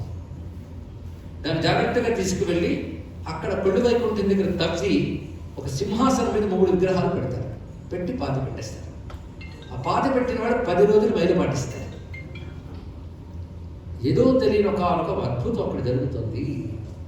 ఇది ఒక వండర్. ఇది నేటికి జరుగుతుంది ఇక్కడ. పైగా మళ్ళీ 12 ఏళ్ళకి ఇప్పుడు ఆషాఢ మాసం వస్తుంది కదా, అప్పుడు మళ్ళీ పాతి పెట్టడానికి తీసుకెళ్తారు కదా, అప్పుడు సింహాసనం ఉంటుంది కానీ విగ్రహాలు ఉండవు. ఇది ఒక ఆశ్చర్యం. ఇది నవకళేబరోత్సవంలో ఇప్పటికీ నవకళేబరం అంటారు. అప్పుడు మహావైభవం ఉత్సవం చేస్తారు. ఇప్పటికీ జరుగుతుంది ఇక్కడ. అందుకే మన ప్రమేయం లేకుండా భారతీయ క్షేత్రాల్లో అద్భుతాలు ఉన్నాయి, ఉంటాయి. అవి భారతదేశాన్ని, ధర్మాన్ని రక్షిస్తాయి, ప్రపంచాన్ని కూడా కాపాడతాయి. అటువంటి ఆలయం మొత్తానికి జగన్నాథ స్వామి యొక్క దివ్య మహిమను మనం గ్రహించాం ఇంతవరకు. రథారూఢో గచ్చన్ పతిమిళిత భూదేవ పటలై స్తుతి ప్రాదుర్భావో ప్రతిపదముపాకర్ణ్య సదయ దయా సింధు బంధు సకల జగతాం సింధుసుతయ జగన్నాథ స్వామి నయనపథగామి భవతు మే. ఒకప్పుడు మహారాష్ట్రలో గణపతి భట్టు అని మహాపండితుడు ఉండేవాడు. ఆయన మా గణపతి భక్తుడు. అప్పుడు పురీరాజులు గొప్ప చరిత్ర. ఆ పురీరాజులు ఒక పాండిత్య సదస్సు చేసి ఈయన పిలిచారు. ఈయన వచ్చారు. అయితే జగన్నాథ దర్శనానికి వెళ్దామంటే గణపతి తప్ప ఇంకా ఏదీ లేదండి అన్నాడు. మంచిదే, అచంచల గణపతి తప్ప ఇంక దేవత నిందలేదు. వస్తే ఏముందయ్యా, పండితులు కదా రా అన్నాడు. ఆ వచ్చేప్పటికి అప్పుడు ఆలయం మూసి ఉంచారు. ఎంత రాజు అయినా రాజు ఇక్కడ తీసేయండి అనేవారు కాదు. ఆయన కైకర్యం ప్రధానం. అప్పుడు నైవేద్యాలు జరుగుతున్నాయి. కళ్ళు మూసి కూర్చున్నాడు. ఆశ్చర్యకరంగా లోపల దృశ్యం జరుగుతోంది ఏంటంటే, సుభద్రాదేవి వండి వడ్డిస్తూ ఉంటే మొత్తం అందరూ భోజనం చేస్తున్న దేవతలు, నారాయణుడు, వీళ్ళందరూ దర్శనమిచ్చారు. నేటికి కూడా స్వామివారి పాచకశాలకు అధ్యక్షురాలు మహాలక్ష్మి. అదే పురుక్షేత్రంలో ప్రసాదం మహాలక్ష్మి వండినది అని ఆ తల్లి వండుతుంది. అక్కడ వైష్ణవ సంప్రదాయాల్లో అన్నపూర్ణ మహాలక్ష్మి దర్శనం ఇచ్చింది. ఆయన తర్వాత నైవేద్యాలు ఆలయం తెరిచారు. జగన్నాథ స్వామి దర్శనం ఇచ్చాడు. 2 చేతులు అప్రయత్నంగా ముక్కులించి మరి తన గణపతి ఏమయ్యాడు. చూస్తూ ఉంటే జగన్నాథ స్వామి గణపతి రూపంతో గోచరించి తొండను చాచి గణపతి పట్టిని లోపలికి లాక్కున్నాడు. అలాగా అనుగ్రహిస్తే భక్తుల్ని ఐక్యం చేసేసుకునే క్షేత్రం. అమ్మో నన్ను లాగేస్తాడని భయపడకండి, అందరినీ లాగడే. ఎన్ని పుణ్యాలు దానికి. ఇలా లాగే వాళ్ళ దేవుళ్ళు ఇద్దరు కనబడతారు. ఒకరు పురిలో జగన్నాథుడు, చిదంబరంలో నటరాజస్వామి. వాళ్ళిద్దరికి ఆ శక్తి ఉంది ఇక్కడ. అంత భక్తి ఉండాలి. మాణిక్యవాచకుడికి అలాగే మోక్షం ఇచ్చారు చిదంబరం నటరాజు. అద్భుతమైన గాథలు అవన్నీ కూడా అవి చదువుతుంటే, తెలుసుకుంటుంటే లోకం పట్టదు, అంత తాదాత్మ్యం ఉంటాయండి. మొత్తానికి మరొకాయన కూడాను ఆశ్చర్యకరంగా చివరికి 20 ఏళ్ల పాటు ఈ క్షేత్రంలో ఉంటూ మహాకృష్ణ భక్తితో జగన్నాథ రథయాత్ర జరుగుతుంటే తన శిష్యులందరితో కలిసి ఆనంద తాండవం చేస్తూ 20 గుంపులుగా రథం ముందు నాట్యం చేసేవాడే. ప్రపంచాన్ని కృష్ణ చైతన్యంతో ఉర్రూతులించిన మహానుభావుడు ఆయన. జగన్నాథ స్వామిని చూస్తూ చూస్తూ ఒక్కసారి హఠాత్తుగా గర్భగృహంలోకి ప్రవేశించి స్వామి పట్టేసుకున్నాడు. మరి కనబడలే, ఆయన లీనమైపోయాడు. ఆయన పేరు చైతన్య మహాప్రభువు. ఆయన ఇక్కడ సిద్ధి పొందినటువంటి గొప్ప చోటు. అదేవిధంగా సలబేగా అనేటువంటి ముస్లిం ఉండేవాడు, సలబేగో. ఆయన ఎందుకో జగన్నాథ స్వామి అంటే మహాప్రీతి. ఆయన భయంకరమైన రోగం వచ్చింది. ఎవరు నయం చేయలేకపోయారు. అయితే ఇప్పటికీ జగన్నాథ క్షేత్రంలో హైందవేతను ప్రవేశింపజేయరు. ఆ నియమాలు కాపాడబడాలి. ఎందుకంటే క్యూరియాసిటీతో దేవుడి దగ్గరికి వెళ్ళకూడదు, సంప్రదాయం ఉండాలి. అందుకే ఎంత ఇంటర్నేషనల్ కృష్ణ భక్తులైనా జగన్నాథ స్వామి యొక్క ప్రవేశం లేదు. ఇది శాస్త్రం, మర్యాద, పవిత్రత. భగవంతుడు ఎవరిని అనుగ్రహిస్తాడు? అందుకే ఇలాంటి నియమాలతో నా దగ్గరికి రాలేని వాళ్ళ కోసం నేనే ఏడాది కోసం వస్తున్నానయ్యా రథం ఎక్కి అంటాడు స్వామివారు. నేటికి అనేక మంది భక్తులు లోపలికి వెళ్లకుండా బయట స్తంభం దగ్గర నుంచి స్వామికి నమస్కారం చేసుకుని వెళ్తారండి. అలాంటి వాళ్ళు చాలా మంది ఉన్నారు. వాళ్ళ కోసం జగన్నాథ స్వరూపాన్ని అక్కడ పెట్టారు. అక్కడ ఉండేవాటి సలబేద ముస్లిం కనుక లోపలికి వెళ్ళలేడు, అక్కడే కూర్చుని స్వామిని ఆరాధన చేస్తూ ఉన్నాడు. ఇక్కడ ఆ సమయంలో ఆయన ధ్యానిస్తూ ఉన్న సమయంలో తనకి శరీర బాధ కూడా తెలిసేది కాదు. ఇలా నిత్యం స్వామి కోసం తప్పించిపోయి రోగం పోగొట్టమని కాదు, ప్రేమతో భక్తితో ఉంటుంటే ఒకరోజు స్వామి ఆయనకి ప్రత్యక్షమై తన చేతితో ఆయన శిరస్సును తాకాడు.